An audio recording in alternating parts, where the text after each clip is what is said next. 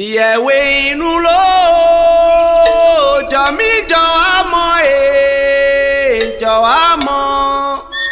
ìyẹ̀wé inú ló jọ mí jọ àmọ́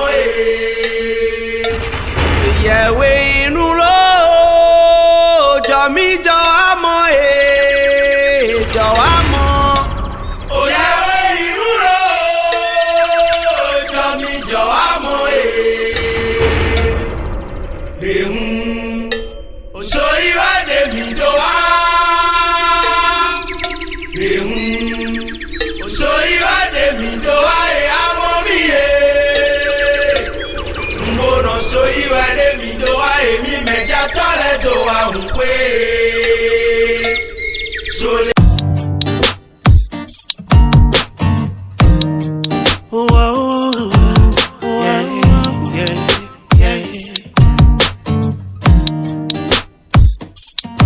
I gotta thank Yahweh for being the chosen seed of Israel. Here's the patience of the saints. Here are they that keep the commandments of the Yah and the faith of Mashiach. Whoa, yeah. I gotta thank Yahweh for being the chosen seed of Israel. Here's the patience of the saints. Here are they that keep the commandments of the Yah and the faith of the Mashiach. Oh, yeah, whoa. I'm here to encourage you, brothers and sisters, trying to paint to you a better picture. Everything I say, I back it up with the scriptures to get you out the matrix. It's been over 400 years of lies. You gotta open up your eyes, 'cause there's so many reasons we in captivity. You gotta flee from the heathens.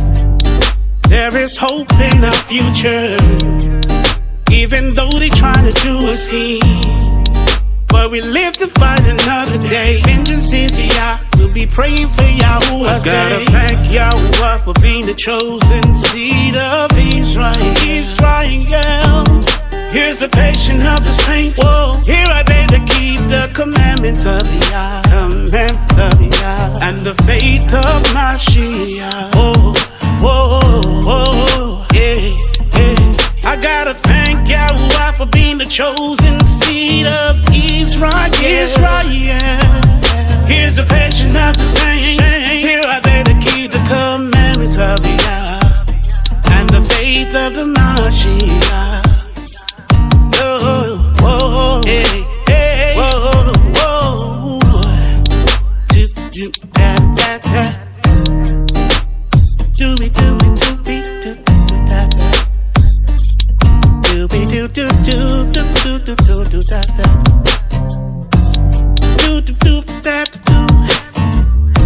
Be da da. Do we do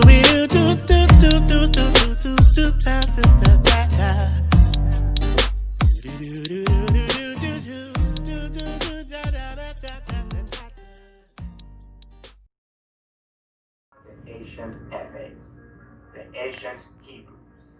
Tra, Omanye Abba. Maugado asida na de ojukwalo magaji dodwina vio letro magaji dodwina vio letro maba maugado asida na de ojukwase magaji dodwina vio letro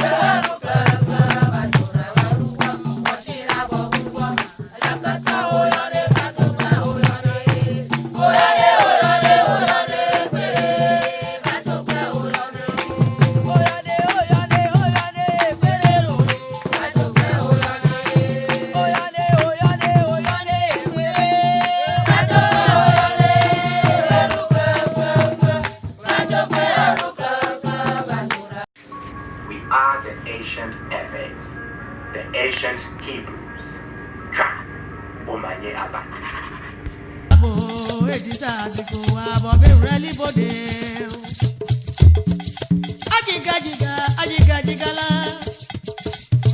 Baba muda dokola o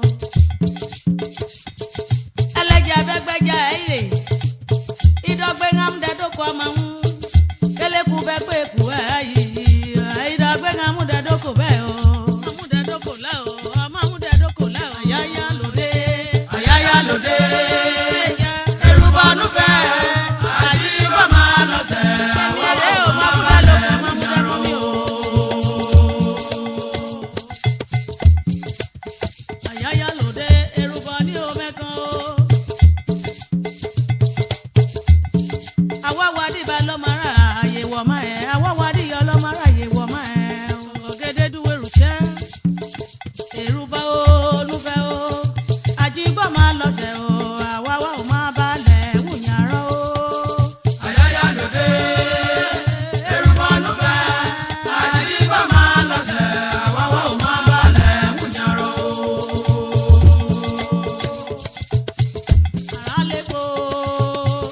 aralepo legudo adeba mi jime unle adeba mi jime unle o adeba mi aralepo legudo legudo mi yemi o aralepo legudo adeba mi jime unle adeba mi ji olórí ọmọ emulu gagbe o ọmọ sikan ajegba ọmọ alágbádá dodo ọmọ aráre máa músẹ ọmọ ilẹ̀ apẹ̀rìjẹ ẹ̀gbọ́n yẹmi sí àrálẹ́pọ̀ ọmọ yèmí àbíyò yèmí àkàtìjọ́ ọmọ àlejòkun àbẹ̀yàgò yèmí àkàtìjọ́ ọmọ àlebìrajà òkú òjò lẹ́mọ àlebìrajà àkúta yèmó bá ọmọ àbọ̀wò yé o ọmọ lùrẹ́ ránì àgò kìdìrà sọ́bọ̀ ìràsọ ìwádìí mi yàrá rere pọ̀ ọmọ màmá làdúrà àrálẹ́pọ̀ lẹ́gùdú ọmọ yèmí àrálẹ́pọ̀ legudo adeba mi jime unle koba bi mi suli ado ma kaje bu ado koba bi mi sila o ma joro bu ile yi la o ọba deba mi jisula larepo o jaraba ta kun mojo aralepo legudo mi aralepo legudo adeba mi jime unle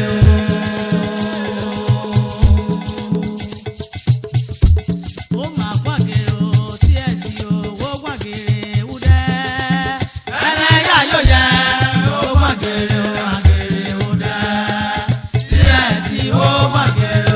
ìyẹ̀wé inú ló jọ mí jọ àmọ́ jọ àmọ́. ìyẹ̀wé inú ló jọ mí jọ àmọ́ ìyẹ̀wé inú ló jọ mí jọ àmọ́ jọ àmọ́. ìyẹ̀wé inú ló jọ mí jọ àmọ́ lehun oṣó ìwádìí mi jọ wá lehun oṣó ìwádìí mi jọ wá àmọ́ mi yé mbọ̀nà oṣó ìwádìí mi jọ wá èmi mẹ́jà tọ́lẹ̀ tó wà ń pé sólè. We are the ancient Eves, the ancient Hebrews. Try Omanye Aba. We are the ancient Eves, the ancient Hebrews. Try Omanye Aba. We are the ancient Eves, the ancient Hebrews. Try Omanye Aba. sólè.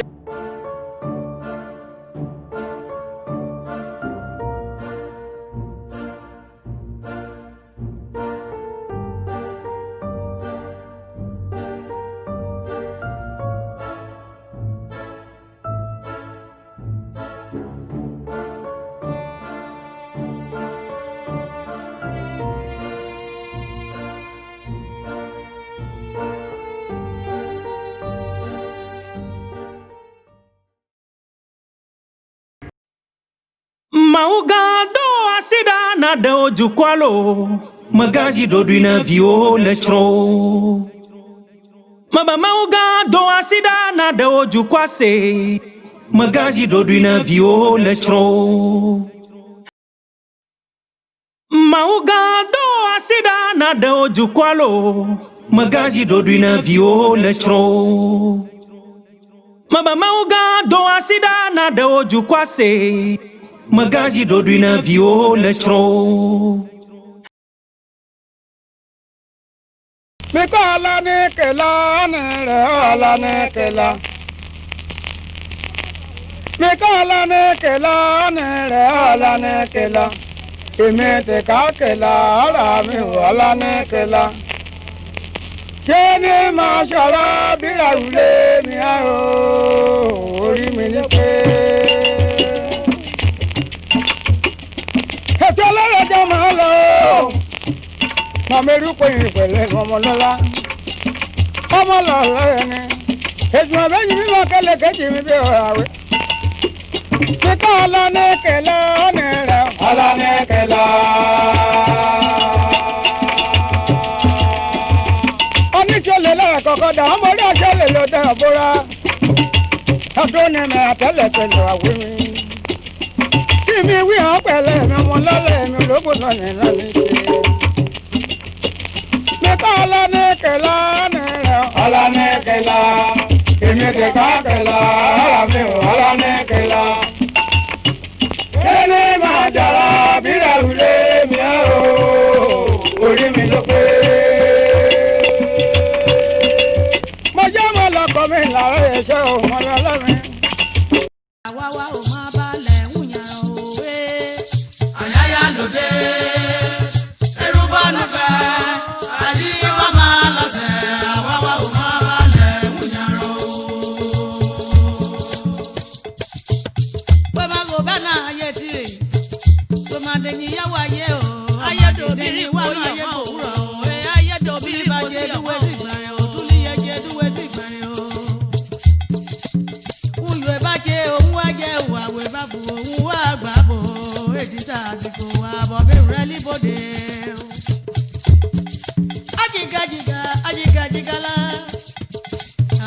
Baba mudadoko la o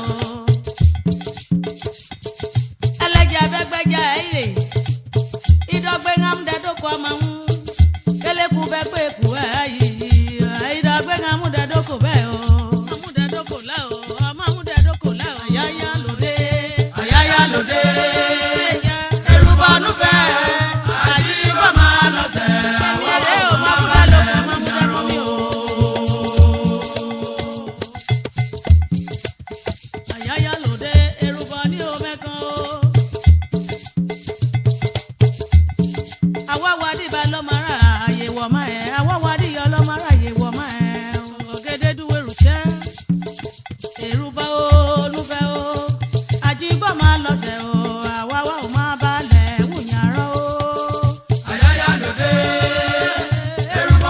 Chan le bobo, chan le bobo. Chan le bobo, chan le bobo, chan le bobo. Chan do come no inko. Ya mi fo gonyeme. Bede kese John la ya vule. Egbe ya gbogbo kokwe un seleme. Gbogbo kokwe un seleme. Me ya be adem godo godo. Me ya be adem chan. Me ya be adem godo godo. Me ya be adem godo. Egbe ya mi dogo. Egbe ya mi dogo. Egbe ya mi dogo. Egbe ya mi dogo. Ma o pe gbogbo le tinye. Ma o pe un sele tinye. Me ya be adem godo godo. Me ya be adem godo godo. Egbe ya mi dogo lo. Egbe ya mi dogo. Ma o pe gbogbo le tinye. Ma o pe un sele tinye. Wode te un me wode blewe. Ko te kwaja me lo hala. Egbe ya go mi do. Egbe ya mi dogo. Ma o pe gbogbo le tinye. Ma o pe un sele tinye. Me ya be adem godo godo. Me ya be adem godo godo. Ameleke me wa pakle ma udu ti po. Ameleke me wa pakle ma udu ti po. Ma o pe use. Ma o pe use. Baba le mu. Ma o pe use. Ma o pe use. Baba le mu. Egbe ya mi dogo. Egbe ya mi dogo. mau pe gbogbo le tinye mau pe unse le tinye enya be adem godogodo enya be adem godogodo adem godogodo enya be adem godogodo egbe ya gomide egbe ya midogo egbe ya midogolo egbe ya midogwe egbe ya gomide egbe ya midogo mau pe gbogbo le tinye mau pe unse le tinye joka media unyolo egbe ya gomide egbe ya gomidolo egbe ya midogo wode tẹun mẹ wode blewe kọta kọjá mẹ lọ hàn lọ egbe ya gomide egbe ya midogo amẹrẹkẹ mẹ wà pàpẹ máa wùdù ti gbọ o amẹrẹkẹ mẹ wà pàpẹ máa wùdù ti gbọ o. máa bẹ wùsẹ ọbọ rẹ wù máa bẹ wùsẹ ọbọ rẹ wù amẹrẹkẹ mẹ wà pàpẹ máa wùdù ti gbọ o. Amẹrẹkẹ mẹ wà pàpẹ máa wùdù ti gbọ o. máa bẹ wùsẹ ọbọ rẹ wù máa bẹ wùsẹ ọbọ rẹ wù. Amẹdọ yìí wọ́n mẹ́kọ̀ ọ́ amẹdọ yìí wọ́n mẹ́kọ̀ ọ́ ẹ̀ka kẹ́nyẹ amẹ́dẹ́kọ̀ a. Amẹdọ yìí wọ́n mẹ́kọ̀ ẹ̀ka kẹ́nyẹ amẹ́dẹ́kọ̀. Amẹdọ yìí wọ́n mẹ́kọ̀ lọ amẹdọ yìí wọ́n mẹ́kọ̀ ẹ̀ka kẹ́nyẹ amẹ́dẹ́kọ̀ a. Amẹdọ yìí wọ́n mẹ́kọ̀ ẹ̀ka kẹ́nyẹ amẹ́dẹ́kọ̀. Máa ń bá mẹ́nu bẹ́bẹ́ lọ máa ń bá mẹ́nu bẹ́bẹ́ ẹ̀yà tànyẹ amẹ́dẹ́kọ̀ a. Máa ń bá mẹ́nu bẹ́bẹ́ ẹ̀yà tànyẹ amẹ́dẹ́kọ̀. Máa ń bá mẹ́nu bẹ́bẹ́ lọ máa ń bá mẹ́nu bẹ́bẹ́ ẹ̀yà tànyẹ amẹ́dẹ́kọ̀ a. Máa ń bá mẹ́nu bẹ́bẹ́ ẹ̀yà tànyẹ amẹ́dẹ́kọ̀. Amẹ́dọ̀ yìí wọ́n mẹ́kọ̀ lé amẹ́dọ̀ yìí wọ́n mẹ́kọ̀ ẹ̀ka kẹ́nyẹ amẹ́dẹ́kọ̀ a. Amẹ́dọ̀ yìí wọ́n mẹ́kọ̀ ẹ̀ka kẹ́nyẹ amẹ́dẹ́kọ̀. Amẹ́dọ̀ yìí wọ́n mẹ́kọ̀ lé amẹ́dọ̀ yìí wọ́n mẹ́kọ̀ ẹ̀ka kẹ́nyẹ amẹ́dẹ́kọ̀ a. Amẹ́dọ̀ yìí wọ́n mẹ́kọ̀ ẹ̀ka kẹ́nyẹ amẹ́dẹ́kọ̀. Máa ń bá mẹ́nu bẹ́bẹ́ lọ máa ń bá mẹ́nu bẹ́bẹ́ ẹ̀yà tànyẹ amẹ́dẹ́kọ̀ a. Máa ń bá mẹ́nu bẹ́bẹ́ ẹ̀yà tànyẹ amẹ́dẹ́kọ̀. Máa ń bá mẹ́nu bẹ́bẹ́ lọ máa ń bá mẹ́nu bẹ́bẹ́ ẹ̀yà tànyẹ amẹ́dẹ́kọ̀ a. Máa ń bá mẹ́nu bẹ́bẹ́ ẹ̀yà tànyẹ amẹ́dẹ́kọ̀. Asi mẹ́nà bíbí ti mẹ́ yẹ́mẹ́ kọ́ kẹ̀kẹ́ ni wo ẹ̀dí ẹ̀ta kunna nu ma kọ́nu wo ẹnu ma sẹ́nu wo ẹnu ma fonu wo yalele. Sèmẹ́nà bíbí ti mẹ́ yẹ́mẹ́ kọ́ kẹ̀kẹ́ ni wo ẹ̀dí ẹ̀ta kunna nu ma kọ́nu wo nu ma sẹ́nu wo nu ma fonu wo.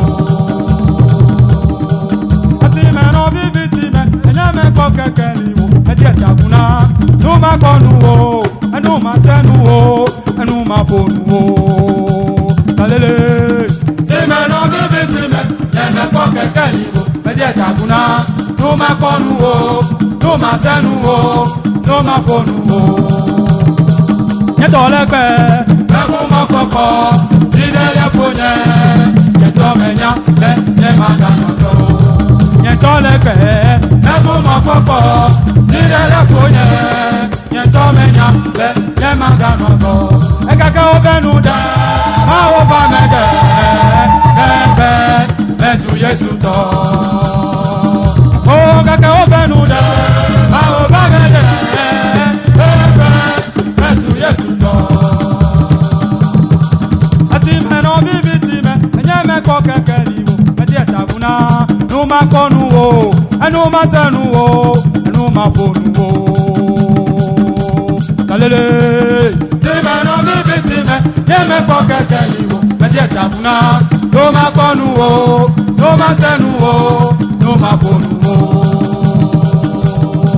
Asi mɛnɔ bíbí ti mɛ ɛnyɛ mɛ kɔ kɛkɛ ni wo ẹ̀dí ẹ̀ta kunna ẹnu ma kọ́nu wo ẹnu ma sẹ́nu wo ẹnu ma fonu wo kalele. Sèmẹ́nà bíbí ti mẹ́ yẹ́mẹ́ kọ́ kẹ̀kẹ́ ni wo ẹ̀dí ẹ̀ta kunna ẹnu ma kọ́nu wo ẹnu ma sẹ́nu wo ẹnu ma fonu wo. Nyetɔlɛgbɛ bɛmu mɔkɔkɔ dinɛlɛ fonyɛ nyetɔmɛnya bɛ nyɛmaganɔtɔ. Nyetɔlɛgbɛ bɛmu mɔkɔkɔ dinɛlɛ fonyɛ nyetɔmɛnya bɛ nyɛmaganɔtɔ. Ɛkɛkɛ wo bɛnu dɛ mawo ba mɛ dɛ bɛbɛ mɛzu Jésù tọ́. Gẹ́gẹ́ bẹ́nu dé, àwọn bá tẹ̀lé Jésù Jésù tọ́. Àtàbọ̀tẹ́ ayọ̀ ayọ̀ ayọ̀. Àtàbọ̀tẹ́ ayọ̀ ayọ̀ ayọ̀. Àtàbọ̀tẹ́ ayọ̀ ayọ̀ ayọ̀. Àtàbọ̀tẹ́ ayọ̀ ayọ̀ ayọ̀. Tẹ́lá Yéṣu, àpẹtọ Yéṣu. Àtẹ̀lá Yéṣu, àpẹtọ Yéṣu. Àgbẹ̀bọ́sí o kàtà mẹ́nà rẹ̀. Àgbẹ̀bọ́sí o kàtà mẹ́nà rẹ̀. Àgbẹ̀bọ́sí o kàtà mẹ́nà rẹ̀. Àgbẹ̀bọ́sí o kàtà mẹ́nà rẹ̀. Àgbẹ̀bọ́sí o kàtà mẹ́nà rẹ̀. Àgbẹ̀bọ́sí o kàtà mẹ́nà rẹ̀. Àgbẹ̀bọ́sí o kàtà mẹ́nà rẹ̀. Àgbẹ̀bọ́sí o kàtà mẹ́nà rẹ̀. O kàtà. Ote ayo ayo bayi. Atabote ayo ayo ayo. Atabote ayo ayo ayo. Atabote ayo ayo ayo. Atabote ayo ayo ayo. Atabote ayo ayo ayo. Atabote Atabote Tẹ́lá Yéṣu, àpẹtọ Yéṣu. Àtẹ̀lá Yéṣu, àpẹtọ Yéṣu. Àgbẹ̀bọ́sí o kàtà mẹ́nà rẹ̀. Àgbẹ̀bọ́sí o kàtà mẹ́nà rẹ̀. Àgbẹ̀bọ́sí o kàtà mẹ́nà rẹ̀. Àgbẹ̀bọ́sí o kàtà mẹ́nà rẹ̀. Àgbẹ̀bọ́sí o kàtà mẹ́nà rẹ̀. Àgbẹ̀bọ́sí o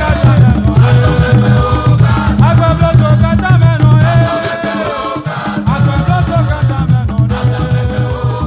Àgbẹ̀bọ́sí o kàtà mẹ́nà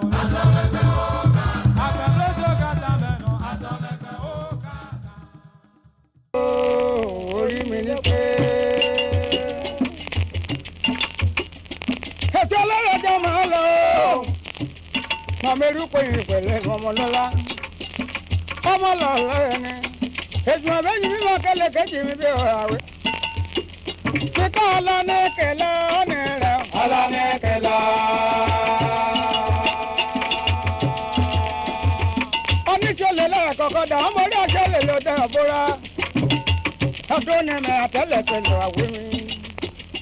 Kí mi wí hàn pẹ̀lẹ́ mi ọmọ lọ́lẹ̀ mi lóko náà ní lọ́lẹ̀ ṣe. Kíkọ́ ọlọ́nẹ́kẹ̀lẹ́ ọ̀nà rẹ̀. Ọlọ́nẹ́kẹ̀lẹ́. Èmi kẹ̀kọ́ kẹ̀lẹ́ ọ̀rọ̀ mi ò ọlọ́nẹ́kẹ̀lẹ́. Kíni máa jọra bí rẹ̀. Inú ló jọ mí jọ àmọ́ jọ àmọ́.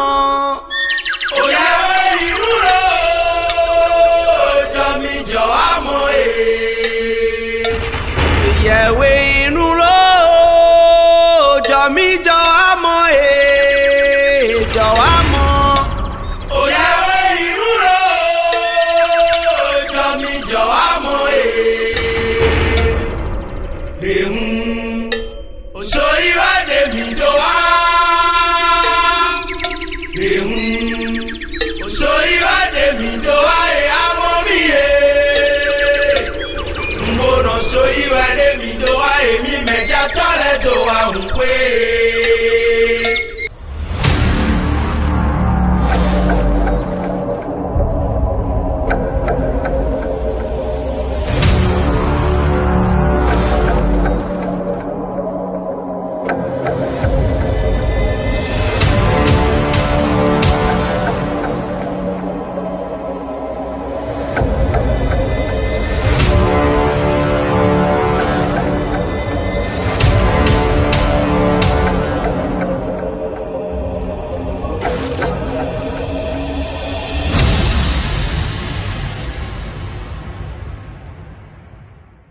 We're the only people that fight against who we really are. And I ask people, I say, go get your DNA test. When they get their DNA test, it comes back identical to the very same people they try to run from. The very same history of slavery from West Africa that we don't want to connect to. And it shows you that your DNA that comes from Nigeria, from Benin, from Togoland, from Ghana, from Sierra Leone, from Cameroon, from the Congo. And you have to ask yourself, is the Blackfoot Indian in Nigeria? Is the Seminole Indian in Cameroon? The answer is no.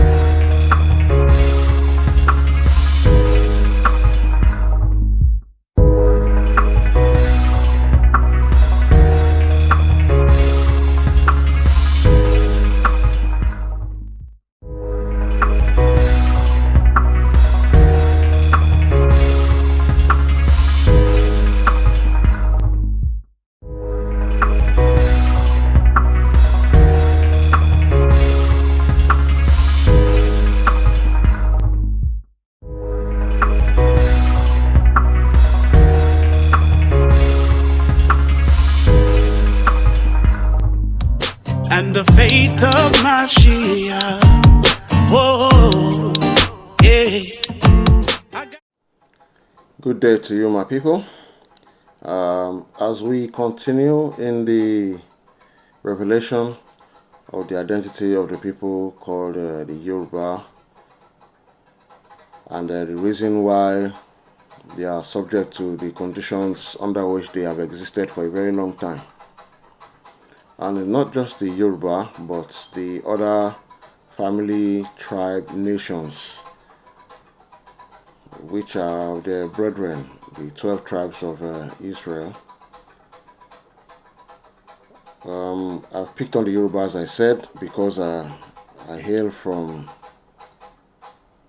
that part of the nation, of the family, and I know a bit more. I've done the work I've checked on is much about them. So, and I know that as I do this work, I'm called out to do it.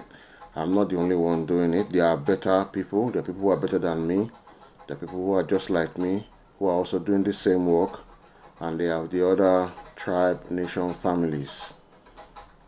Among the Efik, Ibibio, Ishekiri, Urobo, Gbagi, Gwandara, Jukon, Nukwe TV, Kataf, Ajabio,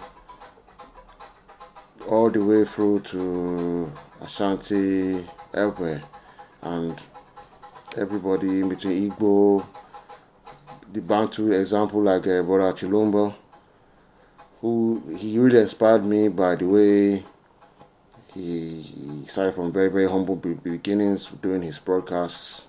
Shout out to Brother Kembo, Tata Zambi. Yahweh continue to bless you, Brother Chilombo.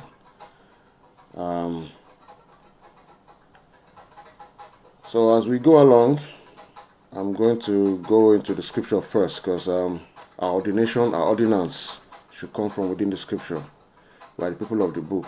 There's no gainsaying and there's no running away from it. Anybody can say whatever they like. People can refuse or renounce. It doesn't remove from the fact of who you are.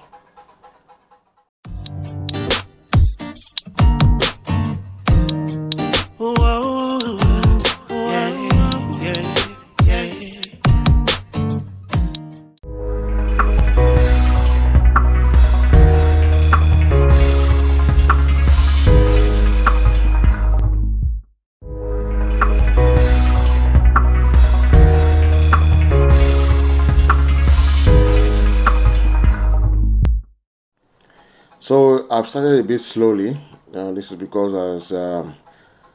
I'm solo, running solo, but by the inspiration of the Holy Spirit, the Ruach HaKodesh. I have to do everything I'm doing on my own, and I also do not have the expertise of doing the video editing, the animation yet. I'm in the midst of studying, checking how to do these things, and there's so much software, so many options, and everybody all of a sudden seems to be selling you a package with a one-time payment, and then it's supposed to be free for forever afterwards. But when you get into the program, you see that just give you access, and what you really need, you have to pay some exorbitant amounts, a monthly fee. All those things, they add up, and they're expensive. So I'm going through a trawl of options, and while I'm doing that, trying to learn, pick up a few tips here and there. So this is taking time in giving you this work, and it is very important. It's work that we need. The time is now. We're actually in injury time, if we put it in football parlance. I know a lot of you like football, so I think this time I need to speak in Yoruba a bit for the people of my stock who are not well versed with this foreign language. Ẹ̀yin èèyàn mi, mo kí yín lé o, kó àti o, ẹ̀yin ọmọ kóòtù òjíire, kóòtù ọ̀rọ̀ òjíire, mo kí yín o, Olúwa wà pẹ̀lú wa o. Bá a ṣe ń bá ètò yìí lọ, mo ti ṣe ètò ìfilọ́lẹ̀ ètò tí a fẹ́ fi ṣe àgbéyẹ̀wò bí a ṣe jẹ́ ẹni tí Yorùbá jẹ́, àti kí ni ìdí pàtó tó fi jẹ́ pé a wà ní ipò ìyà, pé à ń jẹ̀yà, bíi pé a ní ìlọsíwájú tó yẹ ká ṣe rí. A dẹ̀ ń mọ̀ fúnra wa nínú wa pé ó yẹ ká ní ìlọsíwájú ju bá ṣe wà. A mọ̀ pé bó ṣe dàbí pé àwọn àtọ̀húnwá lóríṣiríṣi, àwọn náà ń jẹ gbogbo èrè tó wà láti inú ilẹ̀ wa, àti wọ́n ń jọba lé wa lórí, tó ń ṣe wá báṣubàṣu. A fẹ́ wà láyé ara wa gan, a lè wà láyé ara wa. Ẹlòmíì ló máa sọ pé bẹ́ẹ̀ ni bẹ́ẹ̀ kọ́. A fẹ́ wo kí ni ìdí tó fi rí bẹ́ẹ̀. Ètò tá a dẹ̀ ń bá lọ, kọ́kọ́ àti gbé orúkọ yẹ̀wò pé ṣé tòótọ́ ṣé Yorùbá lórúkọ wa ni, àbí báwo lórúkọ wa. A lè ṣe mọ̀ pé òkè o, ní tẹ́lẹ̀ wọ́n sọ pé àwọn Hausa ló sọ wá lórúkọ, Hausa ló sọ àwa lórúkọ, pé Yárìbánsá ni wọ́n sọ wá, pé Yárúbáwá ni wọ́n sọ wá, pé àwọn ló sọ wá, pé ìdí pé ìtumọ̀ orúkọ náà dẹ̀ ni pé ọmọ àlè, ọmọ burúkú ẹlẹ́tàn, àbí oníwà àgàbàgebè, àbí oríṣiríṣi ìwọ̀sí ṣáálẹ̀ àwọn èèyàn jà kiri tó ń gbé kiri ní àwọn oṣù kan sẹ́yìn. Ṣùgbọ́n irọ́ ni gbogbo ẹ̀, bí a ti ṣe ṣàlàyé sẹ́yìn. Yárìbá kì í ṣe orúkọ ìwọ̀sí, kì í ṣe orúkọ burúkú rárá. Àlùpàyídà ni wọ́n ń lò fún wa yẹn.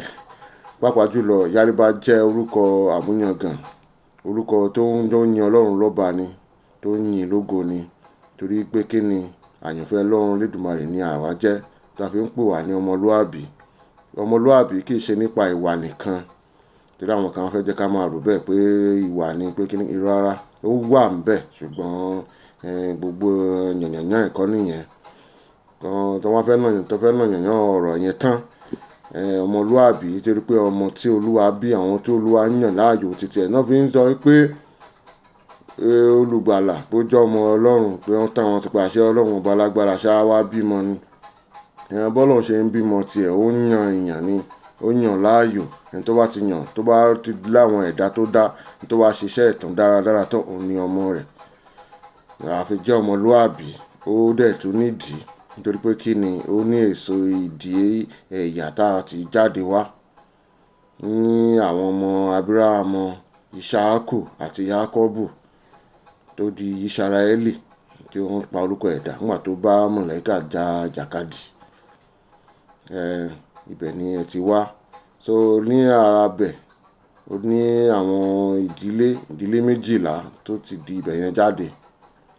Lára àwọn ìdílé méjìlá ni àwọn Éfráímù, àwọn Yẹ́húdà, àwọn Bẹ̀níyámì, àwọn Gíleádì, gbogbo àwọn tó jáde pàápàá jùlọ jẹ́ pé èso lápapọ̀ tá ń pè wọ́n ní ẹ̀fẹ̀ yẹn òun ni a papọ̀ tá a sọ di Hebrew nígbà tó ń gbìyànjú láti yànnà ọ̀rọ̀ ni tí wọ́n fẹ́ pè àwọn òyìnbó ò lè pè ẹ̀fẹ̀ wọn tẹ̀lé kú ní àkọsílẹ̀ wa ìhun tá a fi ń kọ́ bó bá ṣe ń kọ́ tipẹ́tipẹ́ èyí tá à ń sọ yìí kì í ṣe nǹkan igba ọdún kì í ṣe ẹgbẹ̀rún ọdún ẹgbẹ̀rún méjì mẹ́ta mẹ́rin nígbà táwọn owó òyìnbó kọ tó gba àwọn ọ̀rọ̀ yìí ní bí ẹgbẹ̀rún méjì sẹ́yìn ní ọwọ́ wọn bẹ̀rẹ̀ sí ní kan àwọn àkọsílẹ̀ wa wọ́n dẹ̀ bẹ̀rẹ̀ sí ní jí kó èyí tán jí kó títí tán kó àkókò ẹ̀ wọ́n á jó ìyókù tán lè kó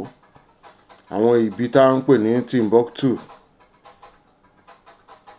tó ń gbé ní ọ̀nà àwọn bíi Senegal sí Mali lọ́hùn lókè ńbẹ̀ yẹn ibẹ̀ ni tó jẹ́ pé ibẹ̀ ni ilé ìwé ńlá tá a ti ní tó lè pè ní yunifásitì láyé ìsìn lákọ̀ọ́kọ́ ṣáájú ibẹ̀ ni oríṣiríṣi àwọn àkọọ́lẹ̀ wa tó wà ńbẹ̀ àwọn Árábí àwọn ọmọ Ismaili àwọn náà kọ́kọ́ wá bẹ̀ tó ń kó tó máa kó tó yá tó ń gbìyànjú láti jó gbogbo ìyókù àwọn òyìnbó náà tún dé àwọn jí kó lára tiwọn lẹ́yìn ìgbà tó àwọn ti lọ sí tó ń pè ní Alexandria ibi tó ń sì pè ní Alexandria yẹn Alexandria kọ́ ni ó ń jẹ́ tẹ́lẹ̀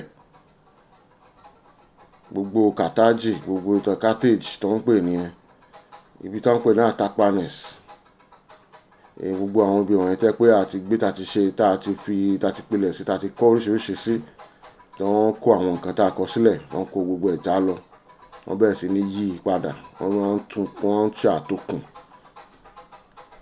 gbogbo bí àwọn ọ̀rọ̀ iṣẹ́ ń lọ la fẹ́ fi mọ kúlẹ̀kúlẹ̀ ta ni àwọn ọmọ tó ń pè ní Nàìjíríà lápapọ̀ jù kí n ta ni wọ́n jẹ́ mo sì wá yan Yorùbá pé torí pé ọmọ ìyá Yorùbá ọmọ bíbí inú Yorùbá ni mo ti jáde wá èyí tí mo mọ̀ sí ní tí màá dúró sí ibẹ̀ ni màá ti ṣàlàyé nígbà tí ti ń ṣàlàyé ẹ̀ lọ pé ẹ̀yà lẹ́mẹ̀ẹ̀yà tẹ́ ẹ jẹ́ ẹ̀yin Yorùbá yẹn àpapọ̀ yín papọ̀ ẹ sì nídìí pọ̀ pẹ̀lú gbogbo àwọn ìdílé tó jẹ́ bí àwọn ìṣẹ̀kírì Urhobo Efik Ibibio Jukan TV Nupe Gbagi Gwari Kataf Ajabio títí dé Congo gbogbo wa pátápátá Bantu náà tún pé Ìbántú pé àbá pé àwọn ọmọ ọba wọ́n ń tú títí dé bá Congo tó ń pè ní Congo títí dé bẹ̀yẹn ní Afúnyánká dé tó sì jẹ́ ẹ̀yà kan náà ni wá tó jẹ́ àpapọ̀ wa Ísírẹ́lì ni gbogbo wa jẹ́ tó máa gbìyànjú láti fi hàn wá nínú àwọn ìwé àkọọ́lẹ̀ kan lóríṣiríṣi bí ọ̀rọ̀ orúkọ wa ṣe jáde níbi tí orúkọ wa ti hàn jáde ibi tí mo dẹ̀ ti máa kọ́ bẹ̀rẹ̀ ni nínú tán pé lé wa lọ́wọ́ tán pè ní Bíbélì torí ayẹ̀ká ti mọ̀ pé Bíbélì bó ṣe wà yẹn kò wà bẹ́ẹ̀ láti ṣẹ̀dá ayé àpapọ̀ ní ìgbà táwọn òyìnbó tọwọ́ bọ oríṣiríṣi àkọọ́lẹ̀ wa ni wọ́n pa pọ̀ ni wọ́n sọ di ìwé kan wọ́n tẹ̀ tún fi sí pé wọ́n nípele lábala chapters and pages gbogbo ẹ̀ wọ́n ṣe bẹ́ẹ̀ ló ṣe wà tẹ́lẹ̀ ìdí ni ó wà wọ́n máa ń tú ni táwọn fi ń kà á adẹ̀ ní títí wa èyí tí àwọn tó jẹ́ ìyá àwọn tí táwọn pè ní táwọn wá kúkúlẹ̀ di Yorùbá ní ìsìn ìdí tí wọ́n wà lọ́wọ́ wọn àwọn tó wà ní tíbi àwọn tó wà ní Núpé àwọn tó wà ní Júkàn gbogbo wọn ní ìdí lọ́wọ́ lára àwọn ní lọ́wọ́ dè ní tó ń fi pamọ́ tí wọn àwọn ọba tiwa gẹ́gẹ́ bí ọba Ṣíkáyà tó wà nínú Bíbélì tó lọ mú ní ọba Síríà ní tó mú wọlé tó bẹ̀rẹ̀ sí ní fi gbogbo nǹkan mèremère tó ní ó fi ń hàn án kí làwọn yẹn máa ṣe wọ́n lọ dé wọ́n kógun dé ńgbà tá a ti ṣẹ̀ wọ́n kógun dé àwọn gbogbo tó ti fi hàn pé ohun tó ń ní dé ni wọ́n bá kó gbogbo ẹ̀ wọ́n kó lọ. Màsá Músá òun náà ṣe tiẹ̀ ó gbé góòlù lọ láti ilẹ̀ Ṣọ̀gáì ó gbé lọ ó káàkiri gbogbo àwọn ibi lọ́nà Mẹ́kà lọ sọ́nà Egypt lọ sí gbogbo àwọn Spain gbogbo ẹ̀ ó ń fi góòlù fi ń ba gbogbo ọ̀nà jẹ́, ó ń kàn fún wọn ní góòlù lọ́nà gbólélé ti jáde wá. Ibẹ̀ ni àwọn Arábí ti bẹ̀rẹ̀ sí ní wá sínú ọ̀dọ̀ wa pé àwọn fẹ́ mọ bó ṣe jẹ́, wọ́n wá rí iná lẹ́yìn kó lọ. Àwọn òyìnbó náà tẹ̀lé wọn wá, wọ́n bá bẹ̀rẹ̀ sí ní kó lọ, wọ́n kó lọ fọ́ba wọn títí tó fi ní ọbabìnrin, tó fi ní ọba ọkùnrin, gbogbo wọn kó gbogbo nǹkan tiwa tó ń kó lọ. Ìdí tó fi wá tó ń kó yín lẹ́rú náà ní ibi tó gbogbo ibi tó ọ̀rọ̀ yín ti wá ní gbogbo ẹ̀ lára ẹ̀ ní gbogbo ìwọ̀n yẹn. Ṣùgbọ́n ìsàlẹ̀ ọ̀rọ̀ sì nìyẹn, ibi òkè ẹ̀ gangan ibi tí wàhálà ti wà gbogbo ẹ̀ náà la máa rí. Àwọn kan sọ wọ́n ní kí láǹfààní pé à ń mọ kí ni orúkọ wa, kí láǹfààní à ń mọ ẹni tá a jẹ́, kí ló já sí, ṣé ó bọ́ fowó ni, ṣé mo lè fi ra ilé ni, ṣé mo lè fi kọ́lé ni, ṣé mo lè fi ra ilẹ̀ ni, ṣé mo lè fi ra jíwagàn, ṣé ìyẹn ń dowó ní báǹkì, ṣé mo lè fi ìyẹn jẹ ṣàwámà, ṣé mo lè fi ìyẹn ra human hair, Brazilian hair, ṣé ìyẹn ló tán pẹ́ǹtì sí mi lójú, kí ni mo fẹ́ fi ìyẹn ṣe, kí ni ìtumọ̀ ìyẹn lélẹ̀ tó gbogbo à ń sọ yìí. Ìyà ń jẹ wá, ìbí ń pa wá, pé kí ni ìtumọ̀ orúkọ wa, kí ló fẹ́ jẹ́ fún wa. Wọ́n ní eléyìí tá láìmọ̀ kan máa fi ń ṣe ra ẹ̀ ló máa ń pọ̀ jù. Wọ́n ní ọjọ́ abáríbi òun ni bí ń wọlẹ̀, òun la fi ń ṣe tá à ń ṣe yìí. Ọlọ́run ọba Elédùmarè, ọba aláṣẹ tó fi iṣẹ́ yìí tó fi rán àwa tó ti yàn káàkiri, ìdí tó fi rán wa kò kúkú lè níwájú tiẹ̀. Àwọn tó bá dẹ̀ ti la ojú tí ọ̀rọ̀ èsì tí bá ti ń bá tìrú wá ti ń yí sọ́ tó ti ń fẹ́ lù wọ́n lọ́kàn, tó ti ń wo ìṣe tó ń ṣẹlẹ̀ nínú ìjọ tó ń rìn ìsìn ẹ̀sìn tó ń lọ ń ṣe, tó ń wo oríṣiríṣi tó ń ṣẹlẹ̀, tó ń rí pé kò bá mu, tó ti ń wo àyíká, tó ń wo ìṣesí àti àyànmọ́ gbogbo àwọn ẹ̀yà tiwọn, gbogbo àwọn Yorùbá, gbogbo àwọn tó ń pè ní Nàìjíríà, gbogbo tó ń wo gbogbo bó ṣe ń ṣe, wọ́n á rí pé kíní yóò bára jọ. A ti kà dáadáa táwọn èèyàn kan ń sọ pé àwọn ìlú tí wọ́n pe Ọlọ́run ọba pé àwọn náà ní ìlọsíwájú, pé káwọn èèyàn má pe Ọlọ́run ọba mọ́, pé àwọn èèyàn tó ń sin Elédùmarè pé ẹ̀sìn nìkan náà ń sìn, pé kò sí ohun tó ń rí, pé wọ́n ní ìlọsíwájú, wọ́n ní títì, wọ́n lọ́nà, wọ́n lómi, wọ́n níná, wọ́n níjọba tó ṣe ojútó iṣẹ́ tó yẹ kán ṣe nílùú. Pé torí bẹ́ẹ̀ pé àwọn kan sọ pé àwọn kan ní ẹkọ́nọ́mì méjì ló wà, ní religious economy and knowledge based or technology based economy. Pé knowledge based technology based economy òun ló ní progress, òun ló ní ìlọsíwájú. Knowledge based technology based ni pé àwọn ìṣe òwò àti gbogbo káràkátà àti ní ìbáṣepọ̀ gbogbo tó jẹ́ pé ìpilẹ̀ṣẹ̀ jẹ́ nípa ìmọ̀, nípa nǹkan ìwádìí, nípa pé àwa la ṣe, àtọwọ́dá wa ní nǹkan, pé àwọn yẹn nìkan ni wọ́n ní ìlọsíwájú. Ipe ṣùgbọ́n àwọn tó jẹ́ pé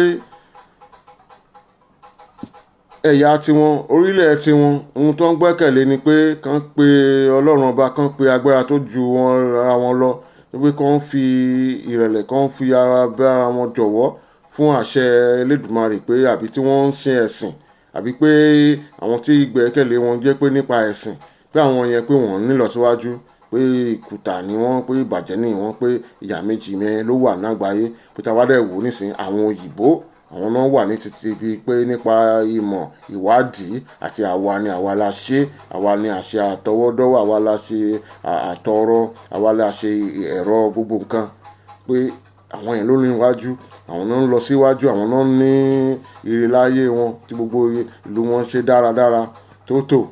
Pé ṣùgbọ́n àwa tá à ń sọ pé àgbẹ́kẹ̀lé Ọlọ́run, pé a máa ń pẹ́ Ọlọ́run gbogbo gbà, gbogbo ibi ní ṣọ́ọ̀ṣì wà, gbogbo ibi ní mọ́ṣáláṣí wà, gbogbo ibi ojúbọ oríṣiríṣi wà, pé ṣùgbọ́n àwọn yẹn là ní wọ́n lọ síwájú. Nítorí bẹ́ẹ̀ pé ká wá mú ti àwọn ìdí tàwọn òyìnbó dání, pé nípa ìmọ̀ tiwọn nìkan ni ká mọ̀ tẹ̀lé. Ewu ń bẹ lóko ló ń gẹ́ fúnra ẹ̀, ewu ni. Àwọn ẹnikẹ́ni tó bá tẹ̀lé ìmọ̀ràn wọn yẹn, ìmọ̀ràn burúkú gbáà ni. Ìdí tí ó fi jẹ́ pé ẹ ń gbọ́dọ̀ mọ ẹni tẹ́ ẹ jẹ́ nìyẹn. Bí a ṣe sọ, ọjọ́ abáríbi ni bí ń wọlẹ̀. Tẹ́ bá ti mọ ìdí, tẹ́ bá mọ orúkọ yín, tẹ́ mẹ́ni tẹ́ ẹ jẹ́, tẹ́ bá mẹ́ni tẹ́ ẹ jẹ́, ẹ mẹ́rin tẹ́ ẹ ti ṣe sẹ́yìn torí bọ́n ṣe ti ń parọ́ fún yín wọ́n ní ẹ̀ lákọọ́lẹ̀ bá lè ṣe ti sọ irọ́ ni àwọn tó rìn wàhálà tó ń jí ẹlẹ́wọlé tán ní òṣìṣẹ́ ọlọ́run làwọn àwọn ní àwọn gbẹ́sìn wá wọ́n jí ẹlẹ́wọlé àwọn aláwọ̀ funfun àwọn aláwọ̀ pupa tó ń wá lókèèrè àwọn ọmọ arábí tó ń wá àwọn ọmọ Ismail tó ń wá ní ìjọsí tipẹ́ àwọn náà àwọn ẹni kọ́kọ́ wá tó ń kó wa lẹ́rú gbogbo wọn yí wọlé ó ní ohun tó ń ṣe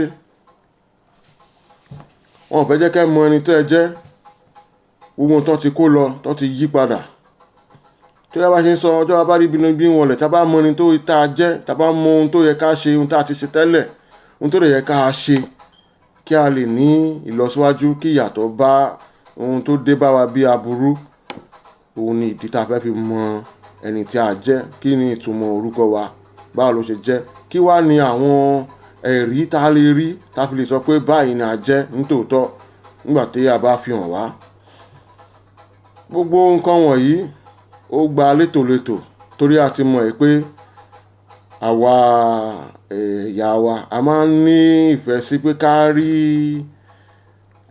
àwọn àrídájú tó dàbí àrà ká rí nǹkan àrà ká rí nǹkan ọ̀tun ká rí nǹkan tó ṣe yòòyò kó dàbí nǹkan gbé lárugẹ ó máa ń jẹ wá lógún gan. ó ní olùgbàlà fi sọ pé àwọn ìran wọ̀nyí wọ́n gbójú lókè wọ́n gbójú síran wọ́n fẹ́ wo ìran wọ́n fẹ́ rí nǹkan àrà a ò ní fún yín ní nǹkan àrà bí kò ṣe nǹkan àrà kan èyí ti ẹ̀yà ti Jónà kí dẹ̀ ní ohun àrà ẹ̀yà ti Jónà ni a fi sínú ta ní kó lọ sí Nínéfè ní àwọn òyìnbó kọ wọ́n ní pé ká lọ sí Nínéfè kó lọ wàásù fún wọn ńbẹ̀ kó sọ fún wọn pé kán yí padà nínú ìwà burúkú tán ti kọ́ wọ́n ti wá di bárakú fún wọn. mo ti ṣàlàyé nínú ìfilọ́lẹ̀ ìgbékalẹ̀ yìí pé Nínéfè yẹn nínú ilé Ẹ̀fẹ̀ nínú ilé Ifẹ̀ nínú ilé ẹ̀yìn Ifẹ̀ ẹ̀yìn Ẹ̀fẹ̀ torí Ẹ̀fẹ̀ òun ni ó di Ifẹ̀ yẹn tí àwọn ò lè pè mọ́ táwọn òyìnbó ò lè pè náà yí sí wa náà yí sẹ́yìn títí wọ́n fi bá lára àwọn aráalé wa tó wà ní kọjá ní ọ̀nà Bẹ̀nẹ̀ sí Tógò sọ́nà Ghana lọ́hùn àwọn tó yẹ pé ojúlé tí àwọn mú orúkọ táwọn mú pé àpèjà orúkọ tiwọn pé Ẹ̀fẹ̀ yẹn làwọn dúró lé wọn ò pe ra wọn ní Yàbá wọn ò pe ní TV wọn ò pe ní Efik wọn ò pe Shanti wọn ò pe kankan wọn ní Ẹ̀fẹ̀ làwọn orúkọ tó ń jẹ́ nìyẹn nígbà táwọn èèyàn ò lè bá wọn pe orúkọ yẹn táwọn òyìnbó pè é tì ló di pé kán sọ ọ́ di Ẹ̀wẹ̀ fún wọn nígbà tí wọ́n lè ṣètò ìjọ yẹn gbogbo wọ́n rìn wá wọ́n rìn sẹ́yìn gbogbo alẹ̀ mọ́ra wa a ti mọ̀ pé aráalé ni gbogbo wa wọ́n fi ṣàlàyé fún yín pé tẹ́ bá ń kíra yín tẹ́ bá sọ pé Ẹ̀wẹ̀ sóò tí àwọn tó bá wà nílé bá sọ pé Ẹ̀wẹ̀ sóò wọ́n ní Ẹ̀wẹ̀ sóò àyín tó wà nílé ní Ẹ̀wẹ̀ sóò nílẹ̀ fi ń sọ pé ṣé èso Ẹ̀fẹ̀ ló wà ń bí àwọn tó wà ń bí wọ́n wà nílé wọn pé bẹ́ẹ̀ ni èso Ẹ̀fẹ̀ ló wà ń bí àwọn wo ní èso Ẹ̀fẹ̀ ni àwọn ọmọ Jákọ́bù tó ń pọ̀ orúkọ ẹ̀ dàbí Ísírẹ́lì gbogbo ẹ̀ ni a máa rí nínú àkọọ́lẹ̀ àwọn oníkùránì ó ní ibi tí a ti gbọ́ tán sọ wípé òkè àwọn tán sọ pé àwọn ará Àrẹwà àwọn Haúsá Fúlàní torí àwọn Haúsá gangan àwọn tó jẹ́ Haúsá pọ́nbélé tí ò sí àdàpọ̀ Fúlàní nínú wọn ara wa náà sì ni wọ́n sì jẹ́ ṣùgbọ́n àwọn tó yẹ pé wọ́n ní àdàpọ̀ Fúlàní àwọn yẹn ni wọ́n yàtọ̀ sí àwa tó yẹ pé nínú ẹ̀jẹ̀ wọn àrí àmì tó yọ wípé àwọn àti àwa kì í ṣe ìran kan náà ìran tí wọ́n yàtọ̀ bó tilẹ̀ jẹ́ pé ẹ̀yà tó jọra ni wá jẹ́ ni a jẹ́ gbogbo bẹ́ẹ̀ ni àwọn tó sọ pé àwọn Fúlàní Haúsá Fúlàní pé tẹ́lẹ̀ wọ́n pè wọ́n ní Fàlátà nítorí pé Fúlàní gangan Fút ní orúkọ wọn nínú àkọọ́lẹ̀ nínú tó ń pè ní Bíbélì àwọn pé Fúlàní àwa ló di Fúlàní. Àwọn ẹ̀ lọ́ mọ̀ yín, wọ́n mọ̀ yín dáadáa, wọ́n mọ̀ yín délédélé, wọ́n mọ̀ yín láti gbà tẹ́ ń gbé ní ilẹ̀ Kènáánì. Àwọn Kènáánì dẹ̀kẹ̀rẹ́ ẹ̀yin gan rẹ́ gbalẹ̀ Olúwa ló jọ yín nínú ilẹ̀ Mísíráìmù tẹ́ wọlé bẹ̀yìn tẹ́ fi gbalẹ̀ yẹn tí ti yín. Ẹ ti láwọn yẹn já sí ọ̀nà òkèèrè òkun ní ìsọdá òkun láwọn àwọn ẹ̀yanjú àwọn wọ̀nyí dànù. Nítorí pé kí ni láwọn tó tẹ̀ tí ń wà ń bẹ̀ yẹn wọn ò ń ṣe ẹ̀dá ọmọ aráyé lásán. Àwọn tí wọ́n ti papọ̀ tó ń pa ara wọn pọ̀ mọ́ àwọn ẹranko lóríṣiríṣi àti àwọn ẹ̀jẹ̀ àwọn mọ̀láíkà tó kọ̀yìn sí iṣẹ́ Ọlọ́run Lédùmarè. Àwọn wọ̀nyẹn ni àwọn ẹ̀yà wọ̀nyẹn tó ń gbà ń bẹ̀ yẹn tẹ́lẹ̀. Lára wọn wọ́n ń sá lọ, lára wọn ti lọ parapọ̀ mọ́ àwọn kan mìíràn tí wọ́n ní ọ̀dà àtàwọn òyìnbó lọ́hùn. Àwọn òyìnbó yẹn fi tún yàtọ̀ sí wa dáadáa nínú ẹ̀jẹ̀. Ká fi yẹn sọ́kan, ẹ fi yẹn sẹ́gbẹ́ kan. Ọ̀rọ̀ adébẹ̀ lọ́jọ́ kan. Nígbà tẹ́ wà nílé Kènáánì tẹ́ wà ń bẹ̀ tó di pé àwọn ọba Síríà àwọn ọba Babilóníà tó wá ń kó yín lẹ́rú tó wọ́n ṣe gbọ́ tẹ́ wá ń padà tẹ́ jáde tán tú yín lẹ̀ tí ọba Cyrus tú yín lẹ̀ gbogbo tẹ́ wá ń padà bọ̀ ẹ̀rẹ́ ara yín ẹ wá ń sọ nígbà àwọn èèyàn tí à ń sọ yìí ẹgbẹ̀rún sí bí ọ̀nà bí 4 sí 5 ni àwọn wọ̀nyí ti ṣẹlẹ̀. Pàtí ẹ wá kúrò ní Babylon àwọn Syria rẹ̀ lẹ wá ń padà wá sínú ilẹ̀ tó ń pè ní Africa Ethiopia ni wọ́n pè ilẹ̀ àwọn èèyàn tójú wọn dúdú. Àwọn Greek ló sọ bẹ́ẹ̀ kí Africa kọ́ ló ń jẹ́ ńgbà yẹn lè gbogbo yín sá wọlé. Ìyẹn àwọn prophets àwọn wòlíì àwọn bíi Jeremiah àwọn ti ṣe àsọtẹ́lẹ̀ wọ́n lè ti kìlọ̀ fún yín ní gbogbo bẹ́ẹ̀ ṣe máa sá wọlé bẹ́ẹ̀ ṣe fẹ́ ẹ máa sọ pé ẹ máa sá padà lọ sọ́dọ̀ àwọn Mísíráìmù àwọn Egypt pé ibẹ̀ ni ayé sọ yín pé ẹ̀tẹ̀ gbé nílẹ̀ Kénáánì yẹn mọ́ ẹ fi wọnú ilẹ̀ tẹ́ fi bá dé ilẹ̀ tó ń pè ní Áfíríkà ní ìsìn nìyẹn. Àwọn tẹ́lẹ̀ ti wà ń bẹ̀ yẹn ẹ ti dá ilé ẹ̀fẹ̀ ẹ ti dá sílẹ̀ láti ẹgbẹ̀rún 5 sẹ́yìn lẹ ti dá bí 4 sí 5 lẹ ti wá dá sílẹ̀. Gbogbo bí lọ sẹ́yìn tó ẹ̀yin ń dà lọ tẹ́ ń dàbọ̀ lẹ́yìn padà náà lára yín náà tẹ́ ń padà lọ sí ilẹ̀ Kénáánì yẹn because nítorí pé ilẹ̀ yẹn tó Ọlọ́run fi jíǹkẹ́ yín wọ́n ti sọ fún Ábúráhámù pé ẹ̀yin lẹ máa ní ilẹ̀ yẹn. Ilẹ̀ Áfíríkà tó ń pè láfíríkà ń gbọ́ ẹ̀yin náà lẹ máa ní èyí tó pọ̀ jù ń bẹ̀. Wọ́n ti sọ pé ibi tó wo tẹ́sẹ̀ yín bá ti kàn nílẹ̀ ẹ̀bẹ̀ pé ẹ̀yin lẹ máa ní. Ló fi di pé ńgbà tẹ́ ń yí wọlé àwọn mìíràn tẹ́ ń bá tó jẹ́ àwọn ẹ̀yà tó àwọn ìdílé tó jẹ́ pé ibẹ̀ gangan ni wọ́n wà tó wà ní kúrúmbú lẹ́ ń gba bẹ̀ lẹ́ ń gba àṣẹ ilẹ̀ tẹ́ fi ń dọba ń bẹ̀. Ìdí tó fi jẹ́ bẹ́ẹ̀ nìyẹn. Tọ́ gbogbo àwọn àwòrán láti inú ìwé tá máa fi mọ bí àwọn kinní wọ̀nyí ṣe jẹ́ bó ṣe so papọ̀ gbogbo ẹ̀ náà la máa rí. Àwọn kan máa ṣèbéèrè a máa kan wọ́n lára láti mọ̀ pé a sọ pé o àwọn ni ẹni tó ń wà nínú ìwé àkọọ́lẹ̀ àwọn ni ọmọ Ísírẹ́lì àwọn ni Hebrew wọ́n ní àwọn èèyàn máa ṣèbéèrè pé báwo ló fi jẹ́ bẹ́ẹ̀ pé àwọn Júù ńkọ́ àwọn Júù tán máa ń rí ní Jerusalem yẹn ńkọ́ bí báwo òṣèbó òyìnbó làwọn àwọn òyìnbó lọ́lọ́run òyìnbó ni àwọn Júù pé kò lè já wọn pé kò lè jẹ́ Yorùbá kò lè jẹ́ Ìgbò kò lè jẹ́ kínní.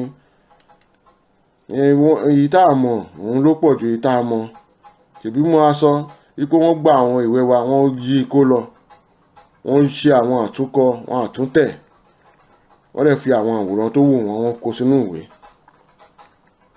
Ìmọ̀ tá a bá ti padà sí ẹ̀yìn tá a bá ti padà sínú ibi tó ń kówé ìpamọ́ sí ibẹ̀ gbogbo bá àwọn tó ń ṣe ìwádìí nǹkan àtẹ̀yìnwá gbogbo ẹ dákun àwọn tó ń ṣe ìwádìí nǹkan àtẹ̀yìnwá gbogbo ọ̀rọ̀ tí wọ́n sọ ní pé gbogbo bó má ṣe ń padà lọ sẹ́yìn sí nínú nǹkan àtẹ̀yìnwá ni gbogbo ẹ̀ ń dúdú sí.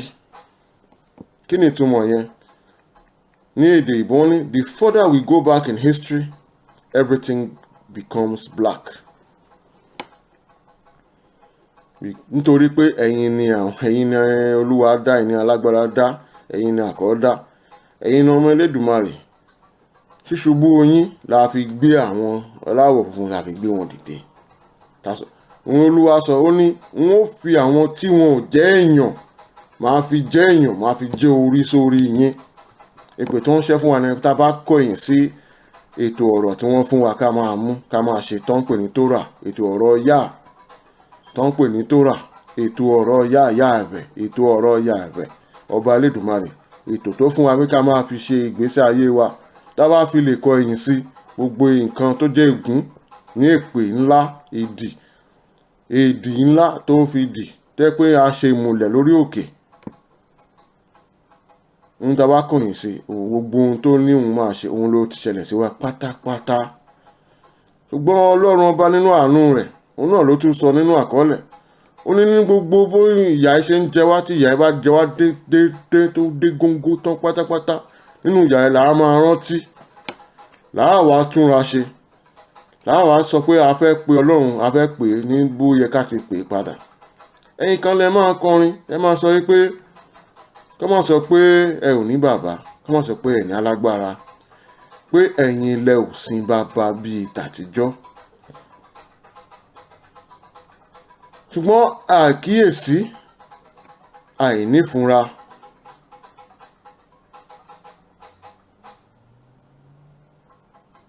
ẹ ti jẹ, ẹ ti mu, ẹ ti gbàgbé.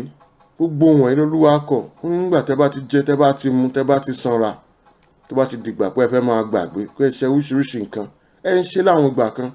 Ayé ìgbà táwọn ọba Ògún, ọba àwọn Ṣàngó, gbogbo wọn tó ń wà láyé, àwọn yẹn gbìyànjú. Ọba Oòduà àwọn yẹn, nígbà tí wọ́n wà láyé, wọ́n gbìyànjú, wọ́n ti ṣe dáadáa. Àwọn sì ń lọ síta, wọ́n lọ ń jagun, wọ́n kó bọ̀ padà, nítorí pé wọ́n sì gbìyànjú, wọ́n sì ń ṣe àwọn ètò. Wọ́n ń dá Ifá ní ojú wọn tó yẹ kán ṣe dáa. Gbogbo ẹnu léfá, Ifá jẹ́ pàtàkì nínú ìsìn tó yẹ kí ẹ̀yin ọmọlúàbí kó ká ní. Àwọn ẹlẹ́sìn wọ́n sọ pé gbogbo nǹkan pátápátá oríṣiríṣi, gbogbo ẹ̀ pé olùgbàlà pé ó gbé kúrò, wọ́n á pè ní Jesus, wọ́n ní ó ti gbé gbogbo yẹn, blood ẹ̀ ti wash ẹ̀, nail to the cross.